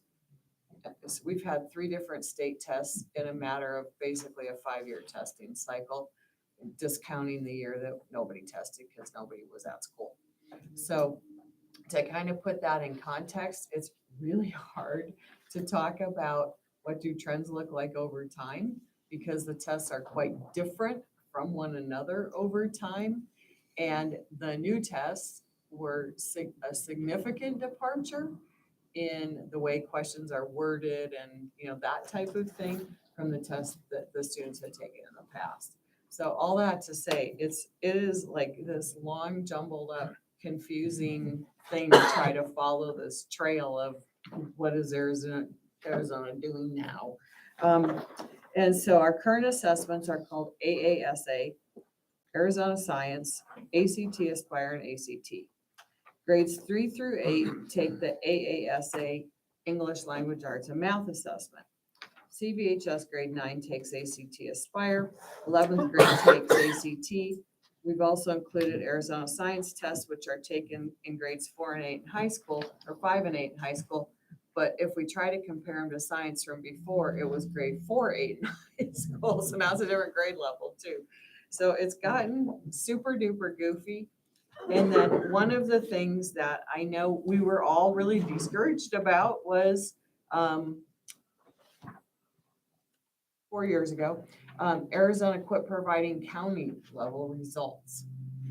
So, one thing we used to really look at was how are our students doing compared to really their peers in the county? Since most of the districts in the county are rural districts, how are kids doing in rural districts? So they removed county level results. There is no way to obtain them. And so now when we look, how are we doing? It's compared to everybody else in the whole state. And so that's also, not always the best measure. So another thing, the high school started, you approved the high school participating in ACT as an alternate assessment 4 years ago, really 5, leaving out the year we didn't test. And because we were sort of anticipating that the state would choose ACT as the high school exit test, if you will. As it turned out, that was the truth. And one of the things that I thought was pretty interesting is that our students have done quite well and have really pinged at the state average, which we would have pinged significantly below maybe in times past. So I think that it was a good call on your part, and good foresight on your part to say, let's take this risk and let's become understanding of this testing model. And I think you'll see that that has had the intended results when you guys made that decision a while back. So all that to say, let's flip the page, all the pretty boxes. The ACT spring 11th grade results. One thing I want to talk about, because Nancy Hudson, who's a reporter for the Courier, called and asked a very, very interesting question. And her question was really more like a statement. Cindy, can you explain this to me? And so I said, okay, what do you want me to explain to you? And she said, when we look at ACT scores for the state of Arizona, they're significantly lower scores than what ACT reports as nationwide score averages. How come Arizona is doing so poorly? And I said, well, they're not. When ACT reports the national scores, those are the scores reported from when a student goes to a testing center with the intent of taking and obtaining a high score on a college entrance exam. Right. So it's like the top 15%, right? So ACT's reporting scores nationally only for students who want to use their ACT score for college admission. Arizona administers the test to everybody, except for 1% of our most severely and profoundly disabled students. So in Arizona, special education students, language learner, every single kid, save a few, are taking the test.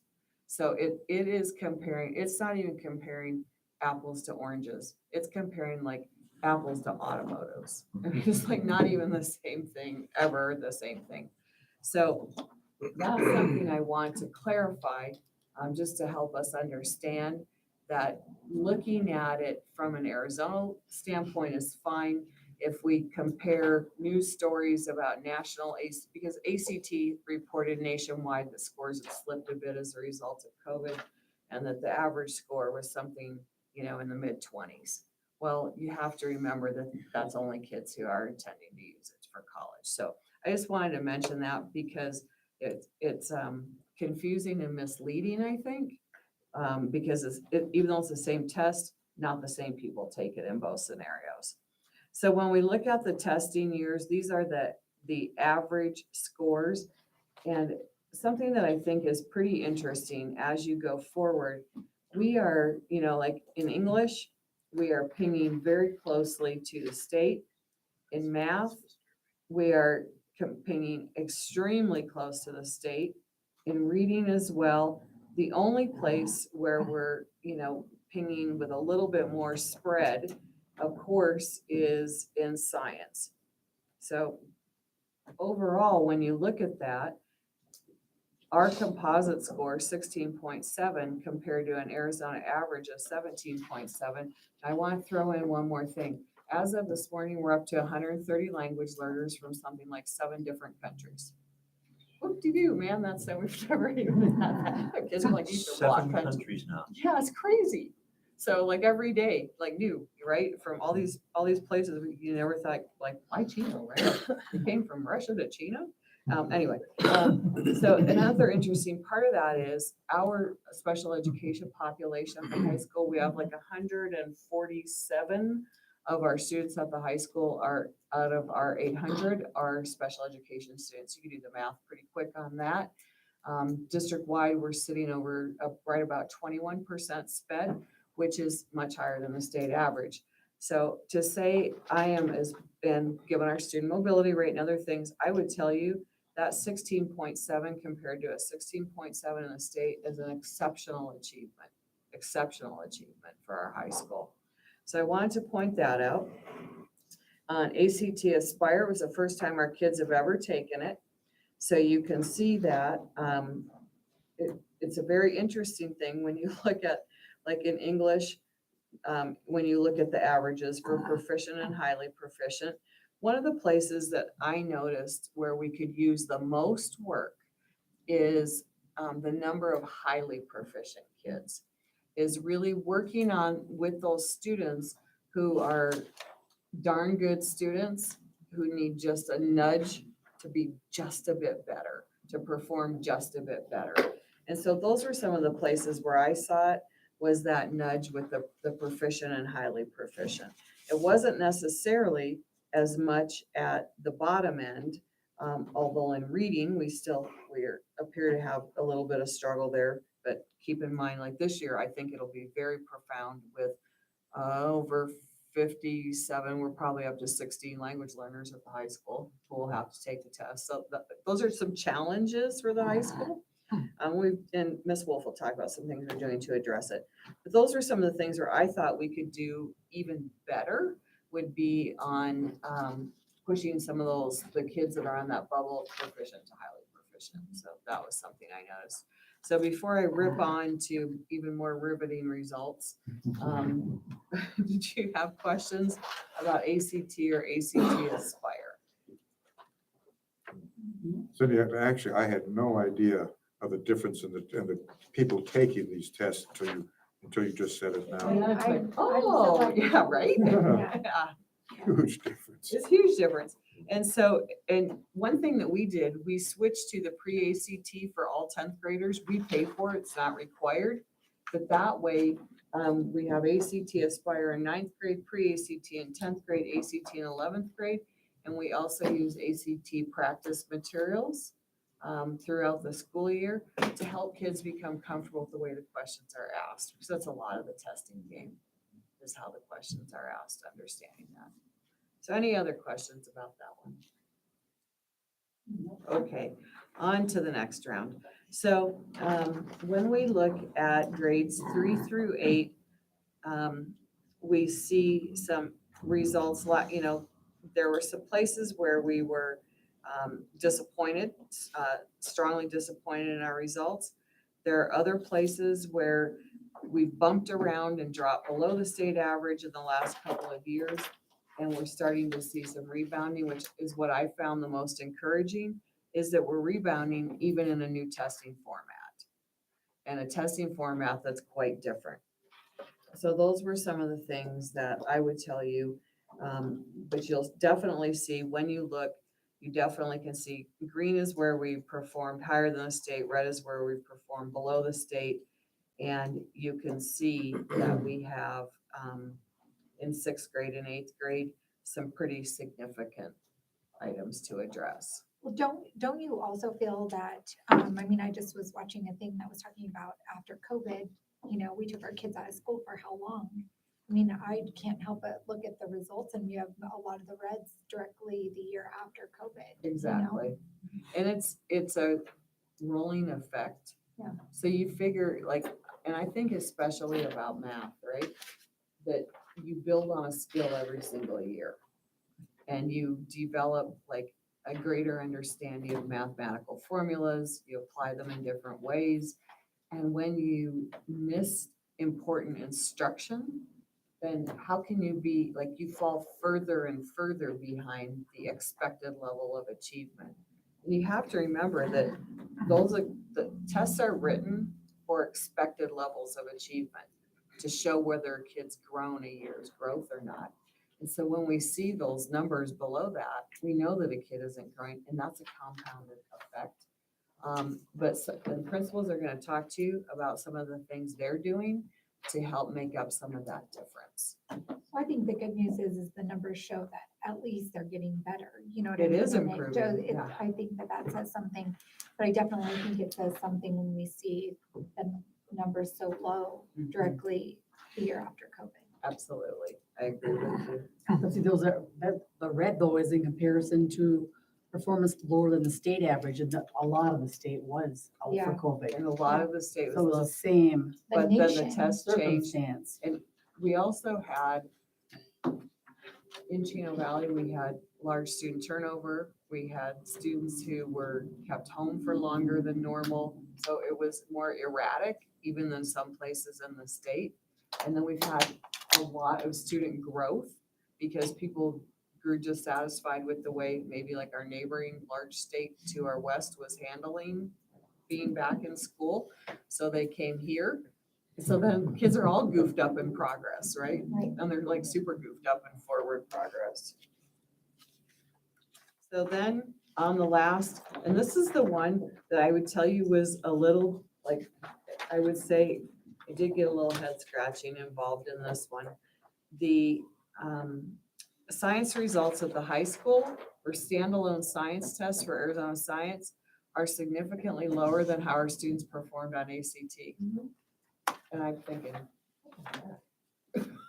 you know, they changed the test, and which tells me when our students pinged at the state level in science on ACT, that tells me we're doing a good job. And when I look at like what happened with the high school results on the standalone science test, like they don't match. I mean, it's two different groups of kids taking the test, but it doesn't make sense. And so I think we need to give it another year to see how that one really percolates out, because it didn't really make sense. And then we switched testing 4th grade to 5th grade, Arizona did in general. So those were just a few of my observations I want to talk to you a little bit about. Principals and I have spent a lot of time talking about this. Sean and I spent lots of time talking about it. And you're gonna hear from them in a couple of minutes. They've come up with some pretty solid plans for the way that they're working with teachers and students. And that's the other thing I want to remind you of. During the COVID years, we turned over almost 60 certified staff out of about 115. Cindy, quick question. That's a huge issue. On a normal curve, and I'm looking at the highly proficient class, what would you normally expect? What percentage would you normally expect in that particular class? And does it differ for English, math, and science? So interestingly enough, these are criterion reference tests. However, each item is normed, which makes it's very confusing. So when we think about like a typical ACT test with a national curve equivalent, which would be like based how students perform, they norm the test every so many years. They're assigned to stay nines and the curve is readjusted. So you would think a typical bell curve pattern. In criterion reference tests like the state has, each question ends up being normed individually, and you don't know the norming process at all. Like the norming process is completely invisible. So, and they do it, I think, in order to compensate for a question that may have been like a bad question, poorly written, you know, or something like that, confusing to students, or two answers were too close to one another.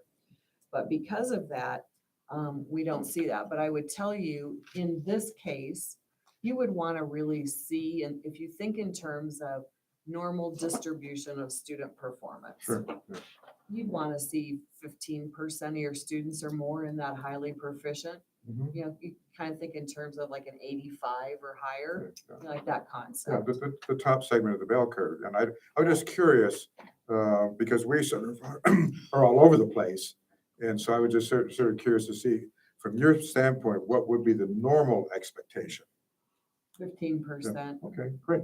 would be reasonable. Thank you. Any other questions? Thank you very I much. wish I could tell you that we're gonna have stability in state testing, but Hasn't happened yet. so we're Hasn't gonna. happened in 20 years. No. We're working, Mrs. Reader and I were like trying to name all the different names of the state tests just in our career. And we're like, wait a minute, we didn't think we forgot. And we're like, don't you remember that one? Oh, I forgot all about that one. So anyway, we'd like to hear from the principals and you know, what they're coming up with. So we're on to item 10B, targeted student achievement goals. And I'm not sure We'll just roll in order. Okay, thank you. I didn't know. Thank you. And we have slides, right? Has Lawrence got the slides? Because they all sent the presentations to Karen. Perfect, they're in your packet. Same graphics as here. What, I Same think gra- so, they were in mine. They're in the packet. Perfect. Well, good evening. So Cindy went over a lot of state testing, but you didn't see kindergarten through second grade in there. That's super sad. No, it's not. But rest assured, it's coming. True. So we weren't included in that. However, everything we do feeds right into that. So we kind of backtrack and look at that, looking at the third grade data, the fourth grade data, and see what we can do at our site to improve and what we need to work on. So looking at ours, we've set grade level goals. We also do pre-assessments. So we kind of know where our kids are at, what they're coming in at, and where we want them to be at the end, looking at that exit, and then kind of finding that happy ground where we need them to be and what we need to be working on. So the goals are included in there. We did them for ELA and math, and those are our focus areas. And then you can see the score, the breakdown of scores where we have the ELA scores in the pie charts, because that's really fun to look at. And so that kind of gives us, and the pie charts are off of, for ELA are off of ISTEAM, which is, used to be called Dibbles. It's moved down the line. It is ISTEAM, but it tests all their ELA. So it's composite scores, first sound fluency, letter naming fluency, oral reading fluency, puts it all together. And then it's gives us where they fall into that and what we're looking at moving forward. Who's, we still red, yellow, and green. That kind of identifies them. That goes way back and dates us, but the red are at risk, the green are benchmark, and the yellow are approaching benchmark.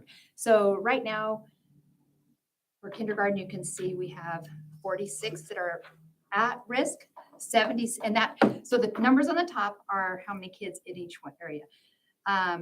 46 are at risk, 76 are approaching benchmark, and 33 are at benchmark. And those are our incoming kinders, and that's based off of our beginning of the year scores. First grade, same, the color coding is the same. 36 at risk, 85 at benchmark, and 85 approaching benchmark, and 79 at benchmark, which is, I'll just explain that here in a second, what I think is happening. And then in second grade, we have 48 at risk, 23 approaching, and 59 at benchmark. First grade is exciting to me because those are the ones that have had the consistent, they had kindergarten, a solid year of kindergarten, a solid year. So it shows that direct teaching is impacting. Yes, we still have, but again, we still have kids at risk. This tests all of our kids, even our special ed. So we've already identified a lot of them. And so that scores everybody in there. Flipping over to the math scores, again, we have our work cut out for us, but we're going to get there. And these are exit scores, again, based off of the goals that we wrote, or we wrote goals based off of this. So each one of them, and that is kind of in correlation with what the third grade math scores came out for the state testing. So that's kind of where we're diving in. We're doing a pretty good job on our ELA. We have lots of interventions in place. Everything seems to be moving forward, but we need to dive into the math a little bit more and look at that, have that carry over. Just a reminder, our second grade, those are the kids that were spent kindergarten during COVID.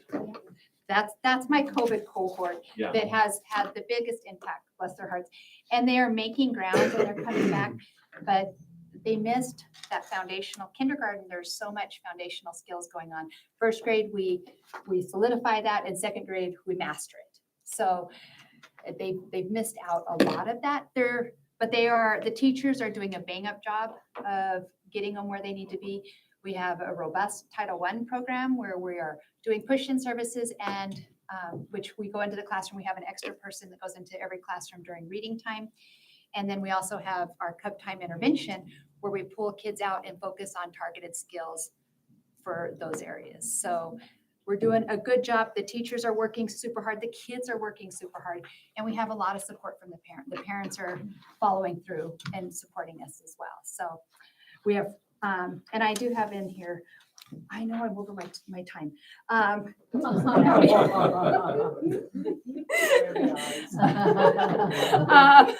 We- You can hear the growls from behind you. is what you're Yes, I saying? have a timer. She just. But lots of the things that we do have supporting those teachers is the instructional coach is huge. And our instructional coach this year is reading endorsed. And so she's doing a lot of those interventions as well. She's a part-time reading teacher and part-time instructional coach. And so she's doing a lot of those interventions and trainings. We have our ELA curriculum now is aligned. So we have our Wonders and our Wonders Works.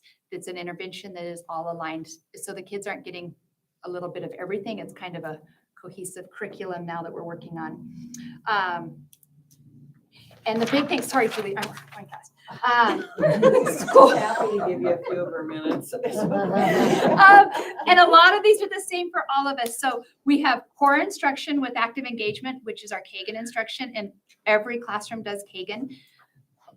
We go through and we catch them doing Kagan. That's our big focus, that we want it active, not just sitting there and passing out the worksheets. Get the kids engaged in this learning. The dyslexic intervention, we have daily EL services that are provided by a paraprofessional, but she is a top-notch paraprofessional. We do our cup time intervention every afternoon. We also have a mirror reading, which is something new the state is providing, free right now, and then they're going to throw that huge dollar sign with it. But it's an online tutoring program where the kids can actually read into the computer and then she corrects them right there on site. So it's an intervention. It's one-on-one. So the kids, we can use it during center rotations and they get that feedback, direct feedback right away. We do have our character education with our certified counselor who does push-in services every day into the classrooms. We have Friday school, after school tutoring. We also do our parent engagement nights. We do at least 2, and we have ABC Bonanza and Games Galore, which is coming up. And those are just ELA games that we train parents how to make games instead of just paper pencil, just to give them different activities to do with them at this age. So lots of things. We have our database decision-making. Gosh, I'm trying to go fast. This is hard. Our meetings that are data-based, and that has been our big focus to kind of get the teachers to dive into the data. I love looking at the data and seeing where our kids are at and if they're growing and if they're not growing and seeing why they're not growing. But now we're actually giving it to the teachers back and they're taking ownership in that. So we meet and they have these great little charts here. I know they think they're great too, where they write their kids in there and then they take it apart and then they have to actually take it apart a little bit more and tell it. So they're owning it and looking at why aren't they growing? What do I want them to be? Where do I want them to be? Not just, hey, here's your goal. Great. I want them to have the ownership in it. We do those data meetings once a month and we put the goals up there and see where we are. How are we on track with meeting those? So that is a little bit about territorial and some of the things we're doing, even though we're not state tested, it is probably coming down the pikes. So to feed into it. Questions? Assessment questions? Any question? Yeah. So mine will be around assessments. Okay. So how often are they getting sort of the summative type of assessment during the year? So you started the year So coming in and then we'll do middle of the year for the Middle of the year. middle of the year at Christmas time, and then we'll do it again in May. Somehow often formative. And then The formative we do regularly. They do progress monitoring every week. The data for this, we do monthly meetings for the data meetings that they bring in. And then we have our quarterly assessments also on top of the ISTEEP assessments that the teachers do quarterly and report, that we look into that. So I heard interventions going on. You said afternoons, Cub something? I think Cup time intervention. Yeah, and that's So- after school or? No, you that said is during the school. After. So for okay. 45 minutes, every grade level breaks down, and that's when Title I services, they do their Wonder Works. They pull 36 kids out of each grade level into Title I. And then the teachers work on focused interventions, whatever it is at that point. it could be an enrichment if truthfully, it doesn't have to be just interventions. So in some grades, I give the teachers how they want to do it, the freedom to do it. Some of them break down and do, one teacher's teaching this and one teacher's teaching this, and they swap kids. So that's every day that we do that. Thanks. Thank you.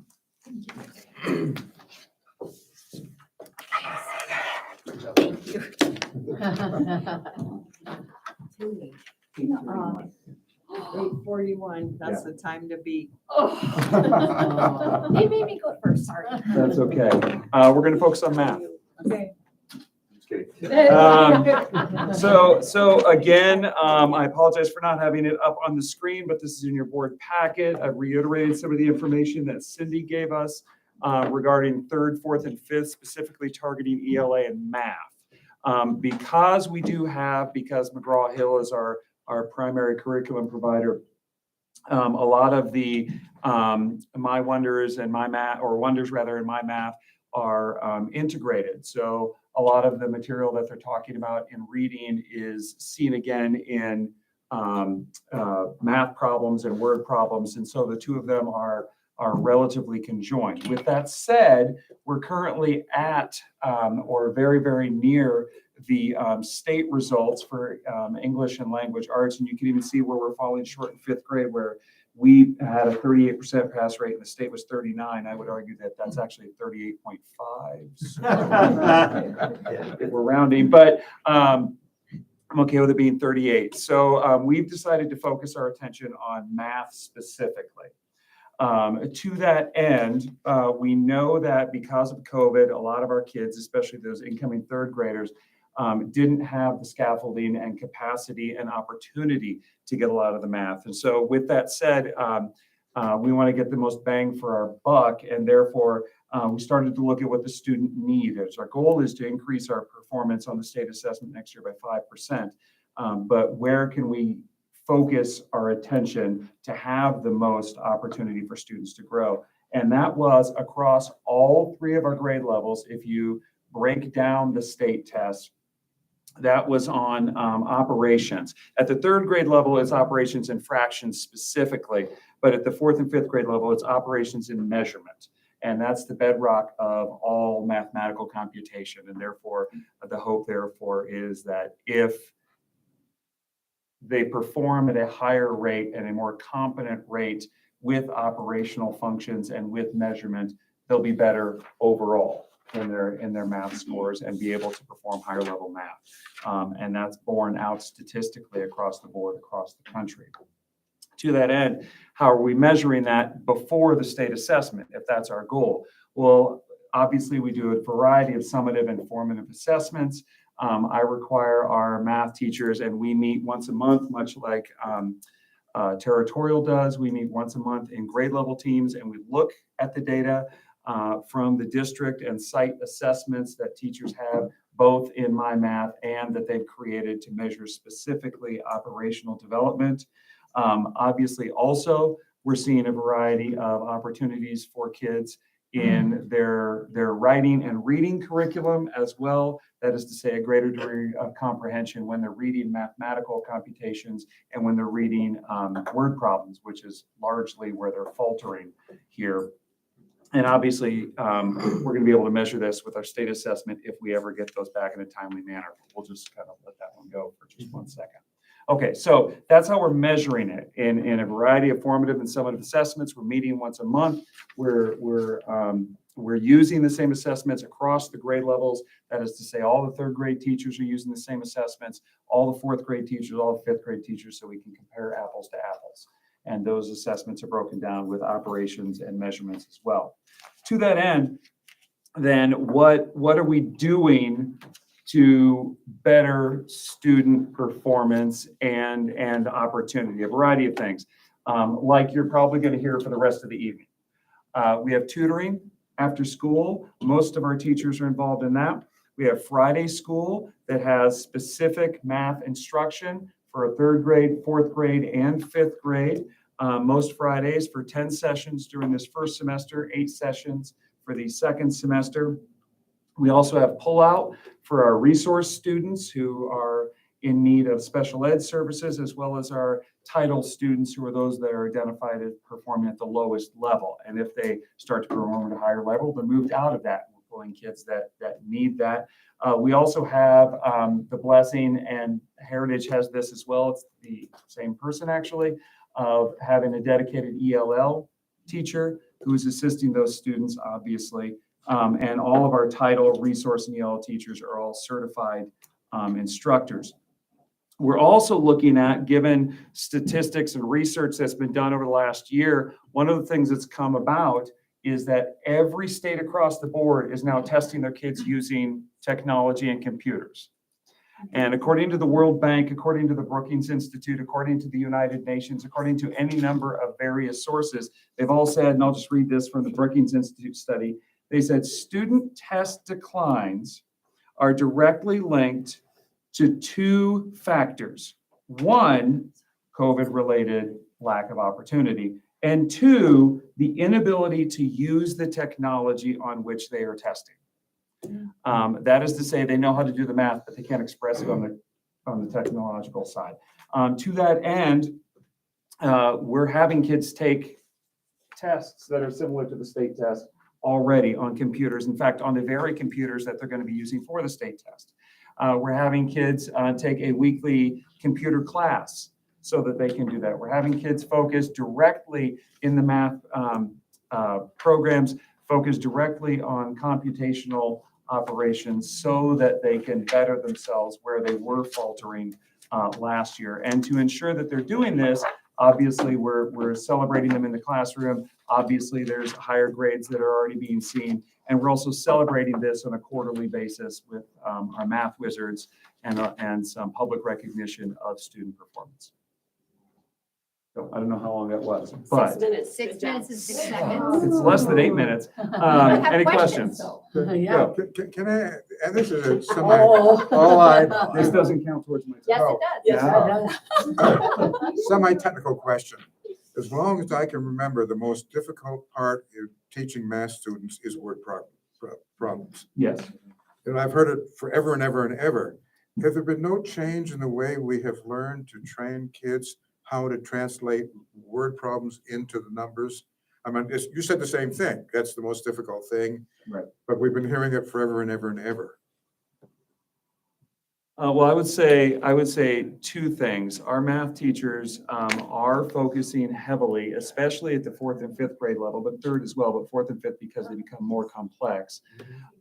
They are focusing on underlining, annotation, and how to subsequently break down those questions. So we are specifically attacking words in the not just problem. into the numbers, right? Yeah. So we're not attacking just read this and go. We're attacking read this, what does it say, and then go. And different acronyms and stages for that. That's number one. Number two, we're focusing on specific fine and pointed reading in our reading and writing and programs so that they can then take those skills cross-curricularly and apply them to the word problems. And so we're teaching them close reading is the summative way of saying that. I'm just curious because I'd be interested to hear how well it's working. Yeah. Because I know that's been forever the main issue and. I think Thomas Jefferson complained about word problems. That's what he did. Thank you. Any other questions? Yeah, I've got two. Yes. With regards to after-school tutoring you mentioned, Right? and then Friday, something happens Friday on school. Friday Mhm. school as well. Right. Is that intentional and targeted? Or is it Yes. simply, Yes, kids on Friday school, they receive 2 hours of ELA instruction and 2 hours of mathematics instruction. And those are our bubble kids, those kids that are in need of just a little bit more assistance to better their either state performance or their in-class performance. And they're based on teacher observations and data from the individual student. And those students are invited to Friday school. We bus them in, we give them breakfast and lunch. We obviously provide instruction until noon for them. And so those students are specifically invited. And then as far as tutoring goes, those are those students who are in need of a little bit more one-on-one pointed and directed assistance. And also that's by invitation from the teachers themselves. Okay, great, thanks. Second question. In terms of technology, I don't, I used to work in the district, but I have no idea right now the level of hardware that's in each classroom, or just one classroom, or what's that looking like right now? We have a one-to-one Chromebook association with Chromebook and students in the classroom, and teachers have, I don't know if I'm just the only one that calls it this, but every teacher has a CAL, that is to say computers on wheels. They have a rechargeable station for computers in their classroom that are the same ones that they're going to be using for the state testing. And then obviously for ELA instruction and for some Mazelis testing, and especially what we used to call dibbles at the 3rd grade level, we also have headphones and microphones for them to use. ESSER really allowed us to pump up our technology. In addition to the Chromebooks and the Chrome carts or the CALs, Whatever we have, the interactive Chrome boards. We've been installing upgraded interactive. They're no longer smart boards per se. It's a giant TV touchscreen that works, and we're pretty close to having one of those in every classroom. But a lot of that was paid for using ESSER money. How large are the Friday school classes? Good question. Oh, that's a great question. Right now, 3rd through 5th, I had 58 students last Friday. And so it's about 15 to 20 per grade level. And that's so we can provide some smaller group instruction. I have a couple teachers at every grade level. Any other questions? No. All right, Awesome. thank you. Thank you. All right, Julie, we have this out for you. You have one. Thank you. Okay. I've got Any a child to pick up. questions? I've got to go. I- Sorry, Julie. Oh, Brian, I can't believe you're leaving. I've got a child to pick up. Well, I echo everything Ed says. Any questions? Okay, so you have our PowerPoint in your packet. So I'm going to go ahead. We added Galileo to Heritage this year. We had Galileo several years back, and we weren't really happy with the service they were giving, and teachers weren't really utilizing it the way it needed to be utilized, and the program just wasn't working. So we let it go, and we were focusing on McGraw-Hill's program for testing, and then teacher-made testing for English. Well, we looked at Galileo again this last spring, and they were bought out by Imagine Learning, and it's a much better program. And so we have brought it back to Heritage Middle School. And I am really excited because with our PLC meetings, weekly meetings, we are able to look at our data and print it and compare it and discuss it with teams, the math teams, the LE teams, and science teams. So I'm excited to see what Galileo brings to the table this year for our students. So when I did this packet for you, we had only had our first benchmark. We have since taken our second benchmark. And to be honest with you, I can see the growth in our scores. And I'm going to be transparent to you. My math, 6th grade math and my 8th grade math, I'm not seeing the growth with the second benchmark that I was hoping to see. So there will be some hard conversations in the next coming couple of weeks, tomorrow, Wednesday. I'm going to figure out why. Why aren't we seeing that growth that we need? What's happening? So, but we're doing it for ELA, math, and science. We are doing formatives on Galileo, which I believe is really making a difference. Okay, and they have to do a formative. They're doing formatives at least a minimum once a week. Now,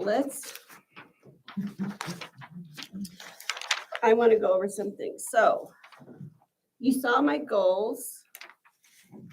Okay, so as many of you know, we have been a PLC school, and we found our essential standards, broke those down into targets, and we have put the essential standards with Galileo. Now Galileo, as many of you know, is a comprehensive assessment. So when they took that first Galileo assessment back in August, it was testing the entire year's standards.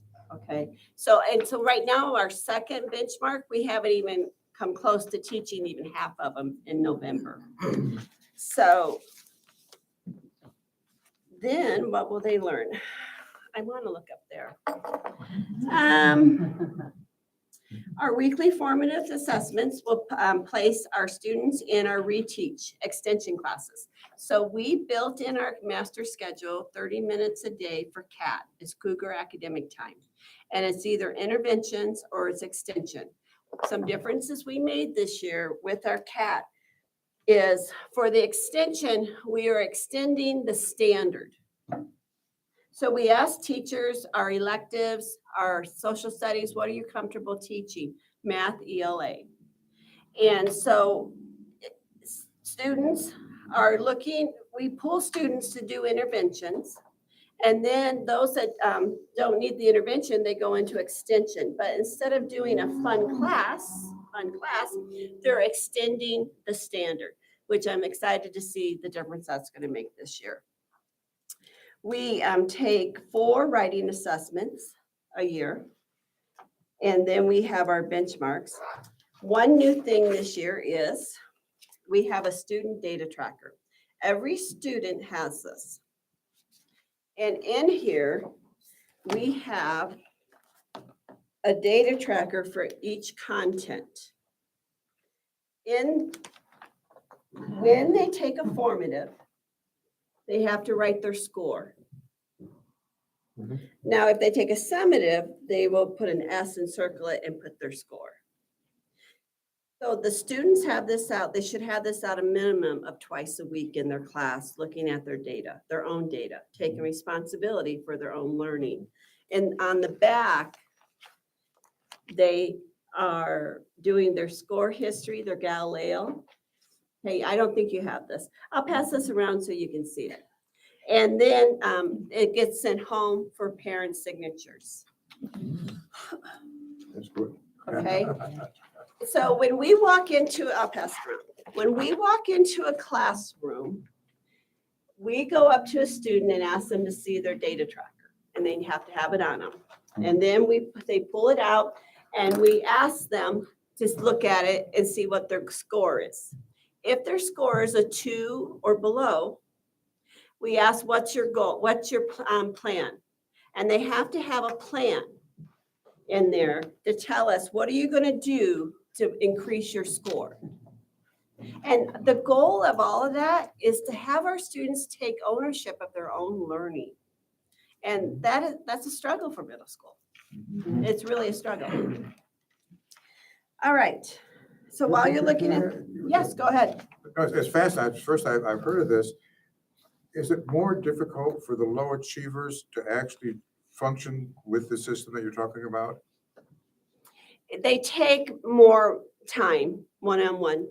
Teachers are taking more time with our lower learn. Yeah. But they are able to do it. But they're though. able to do it. They're doing it. Uh-huh. But it does take more class time, and that's what I'm hearing from teachers. Sure. It takes more class time to do it. Great, thanks. But if they, like I said, if they score a 2 or below on their formative or summative, they have to have a plan on how they're going to improve that. And so as administrators, when we walk in, we ask to see that. We ask them, what's your plan? If you received a 2 or a 1. What are you going to do?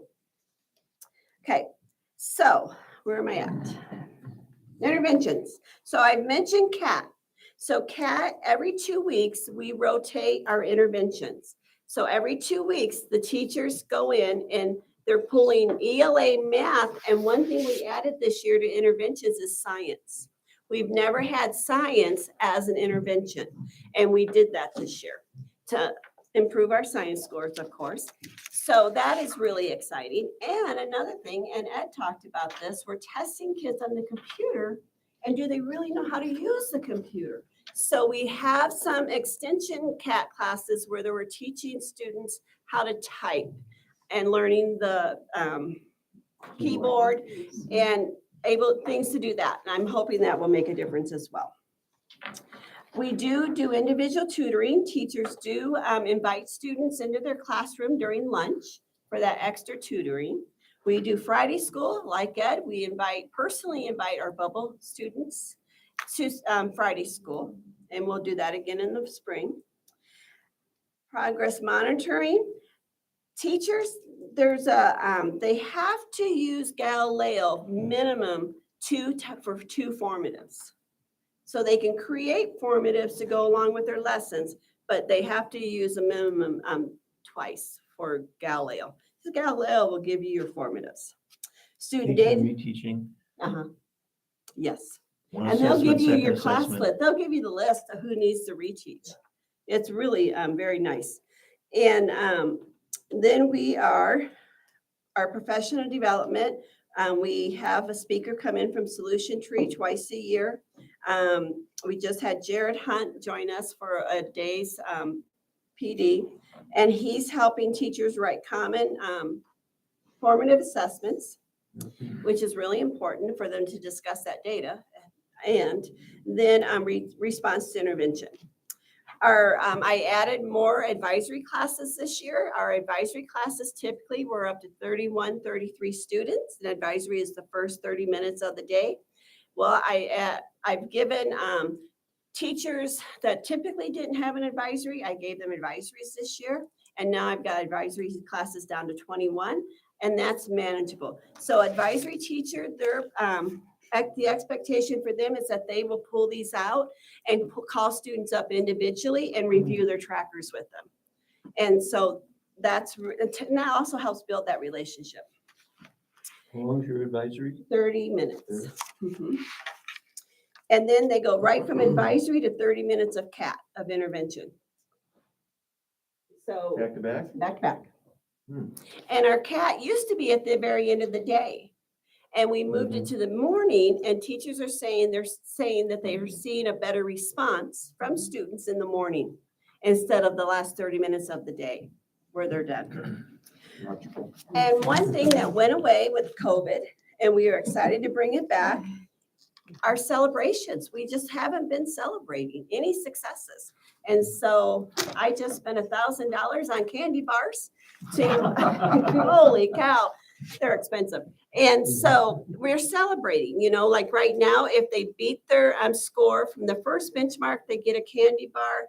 They do a retake and then they still beat it. We're going to do a big celebration in January when Officer Pizzy's back to school. So he can celebrate with us. He requested that. And what's that? He's here, but he's going to do some stuff, so he's not going to be around. But the celebrations are huge. We were celebrating before COVID, and it just went to the side. So bringing that back, I think, is going to make a big difference.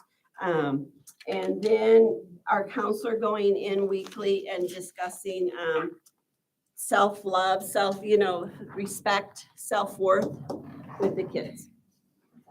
And that's Heritage Middle School. How many minutes? You are at 11 right now. That's what we're the longest one. What the heck? I knew I should have said that too. You can turn that off when we're done. Keep it going, keep it going. We got questions. Keep that timer going. So I'm curious how all of this work is going to relate to the statewide test.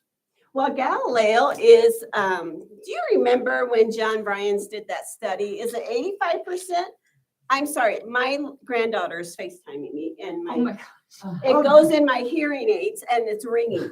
So I've got ringing in my ears that you can't hear. We've lost all.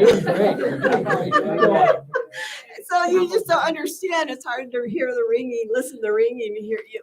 So what was your question? Is it 85% John Ryan said? Yeah. So it could, Galileo's compares to state testing. Well, it did before it was AASA. Who knows what it's going to be now, but they really aligns with state testing. So if a student is proficient in Galileo, they should be proficient on state testing. Yeah, okay, so I'm wondering how all of this is to be measured. So I'm not Okay, understanding. okay, so I'm not sure what the sort of, how your goals, they don't seem to be related at all to the statewide test. So, okay, so what percentage of your So if students do 80 you want to be at the 85% by the end of the school year? So if That's sort of eighty what I'm. percent of the student, if 80% of the students are proficient in Galileo, they should be proficient in the state test. Because that's how Galileo and the state test align. Okay, so That's so these charts here kind of explain that. Right here. yeah, right. Oh, okay. I'm A-okay now. Is that what you're looking for? Yep. Yeah. Perfect. All right. Anything else? Thank you. All right, thank you. Thank you. Thank you. Heidi, you have 2 minutes. No, she has 28 seconds. We're all looking at our watches. Countdown. So this year that we've moved on to what's called Horizon Education, which focuses on ACT and pre-ACT and ACT Aspire benchmark testing. Last year we tried to do it ourselves, but and our staff realized that we need the experts to have the time to get the data together and have the tests ready for us to use. So we did our first benchmark at the end of August. We're right now gearing up for our second benchmark, so the end of November, beginning of December. And then we'll have a final one in February. The pre-ACT ninth grade benchmark, our students, I gave you the comparison on the left is how our students did to the benchmark, the average for all of our students, because we had about 214 ninth graders. And one of the things that Horizon does is they give us areas of strength, and then they give us areas for improvement.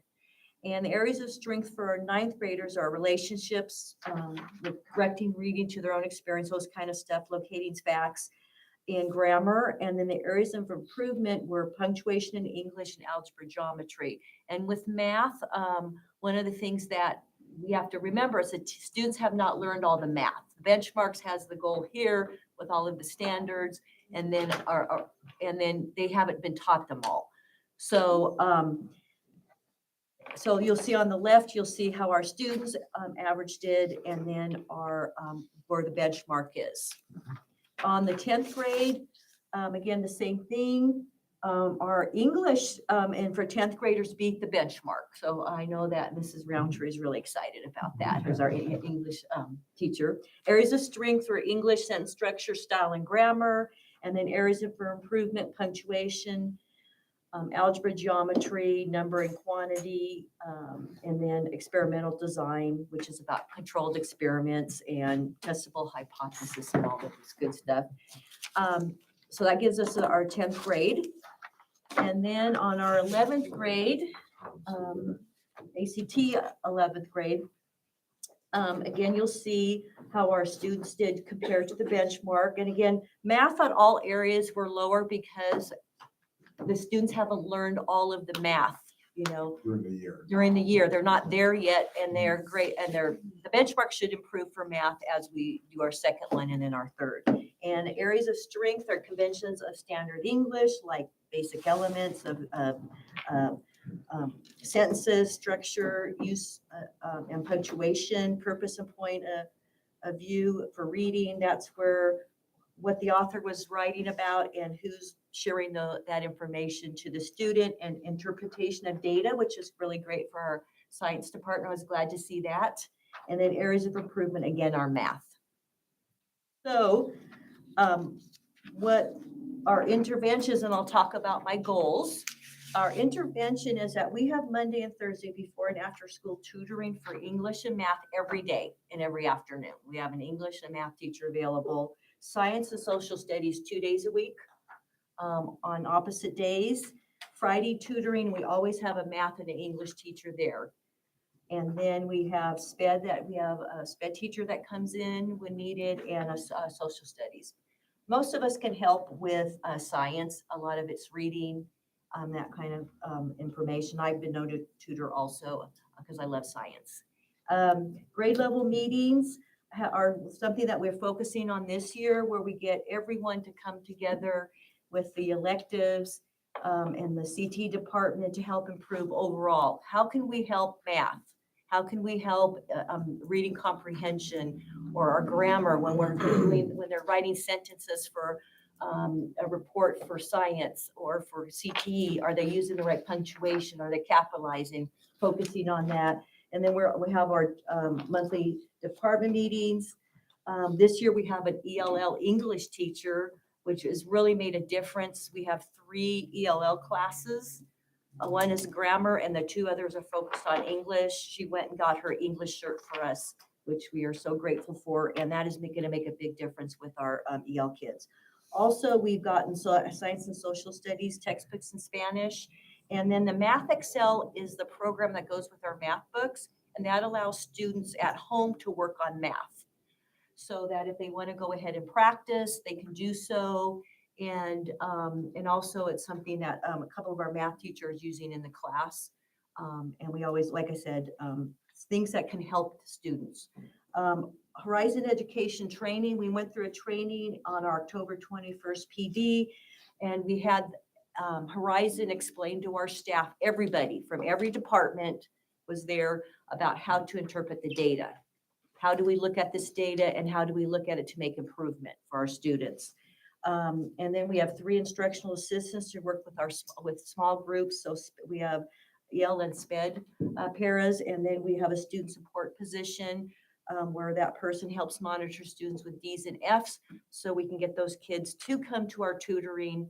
And then also anytime an administrator works with a student, positive or negatively, I bring up their attendance and I bring up their grades.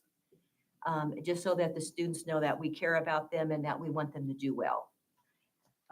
Our goal is that I have 3 major goals. Number 1 is for, because we have a lot of students that are on that area where they're just right there by the benchmark. They've got like 2 or 3 points to get there. And so just focusing on those students, on moving them up. One of the things that Horizon has, I can give every student, they can either look on, because they can log anytime and look at their data, or they can go ahead and we can print out a copy and it shows them how they did and where they need to improve upon.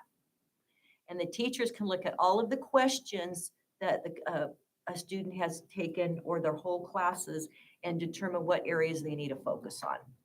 And what question may be something that hasn't been taught before, so they know that's going to be coming up.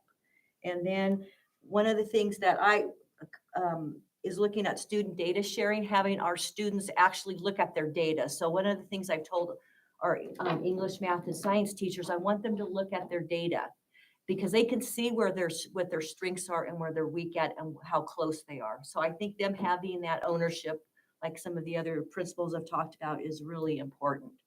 And then also that just continue that collaboration. We're all in it together. High school, everybody's got their areas of expertise and their focus, but we all need to focus on student improvement. How'd I do? 4.5. 4.5. She's the winner. We have questions still. Questions? We have questions. Questions? 7 Well, minutes. no, we don't dare ask her questions. Yeah, I was like, whoa, 4.5. Slightly under.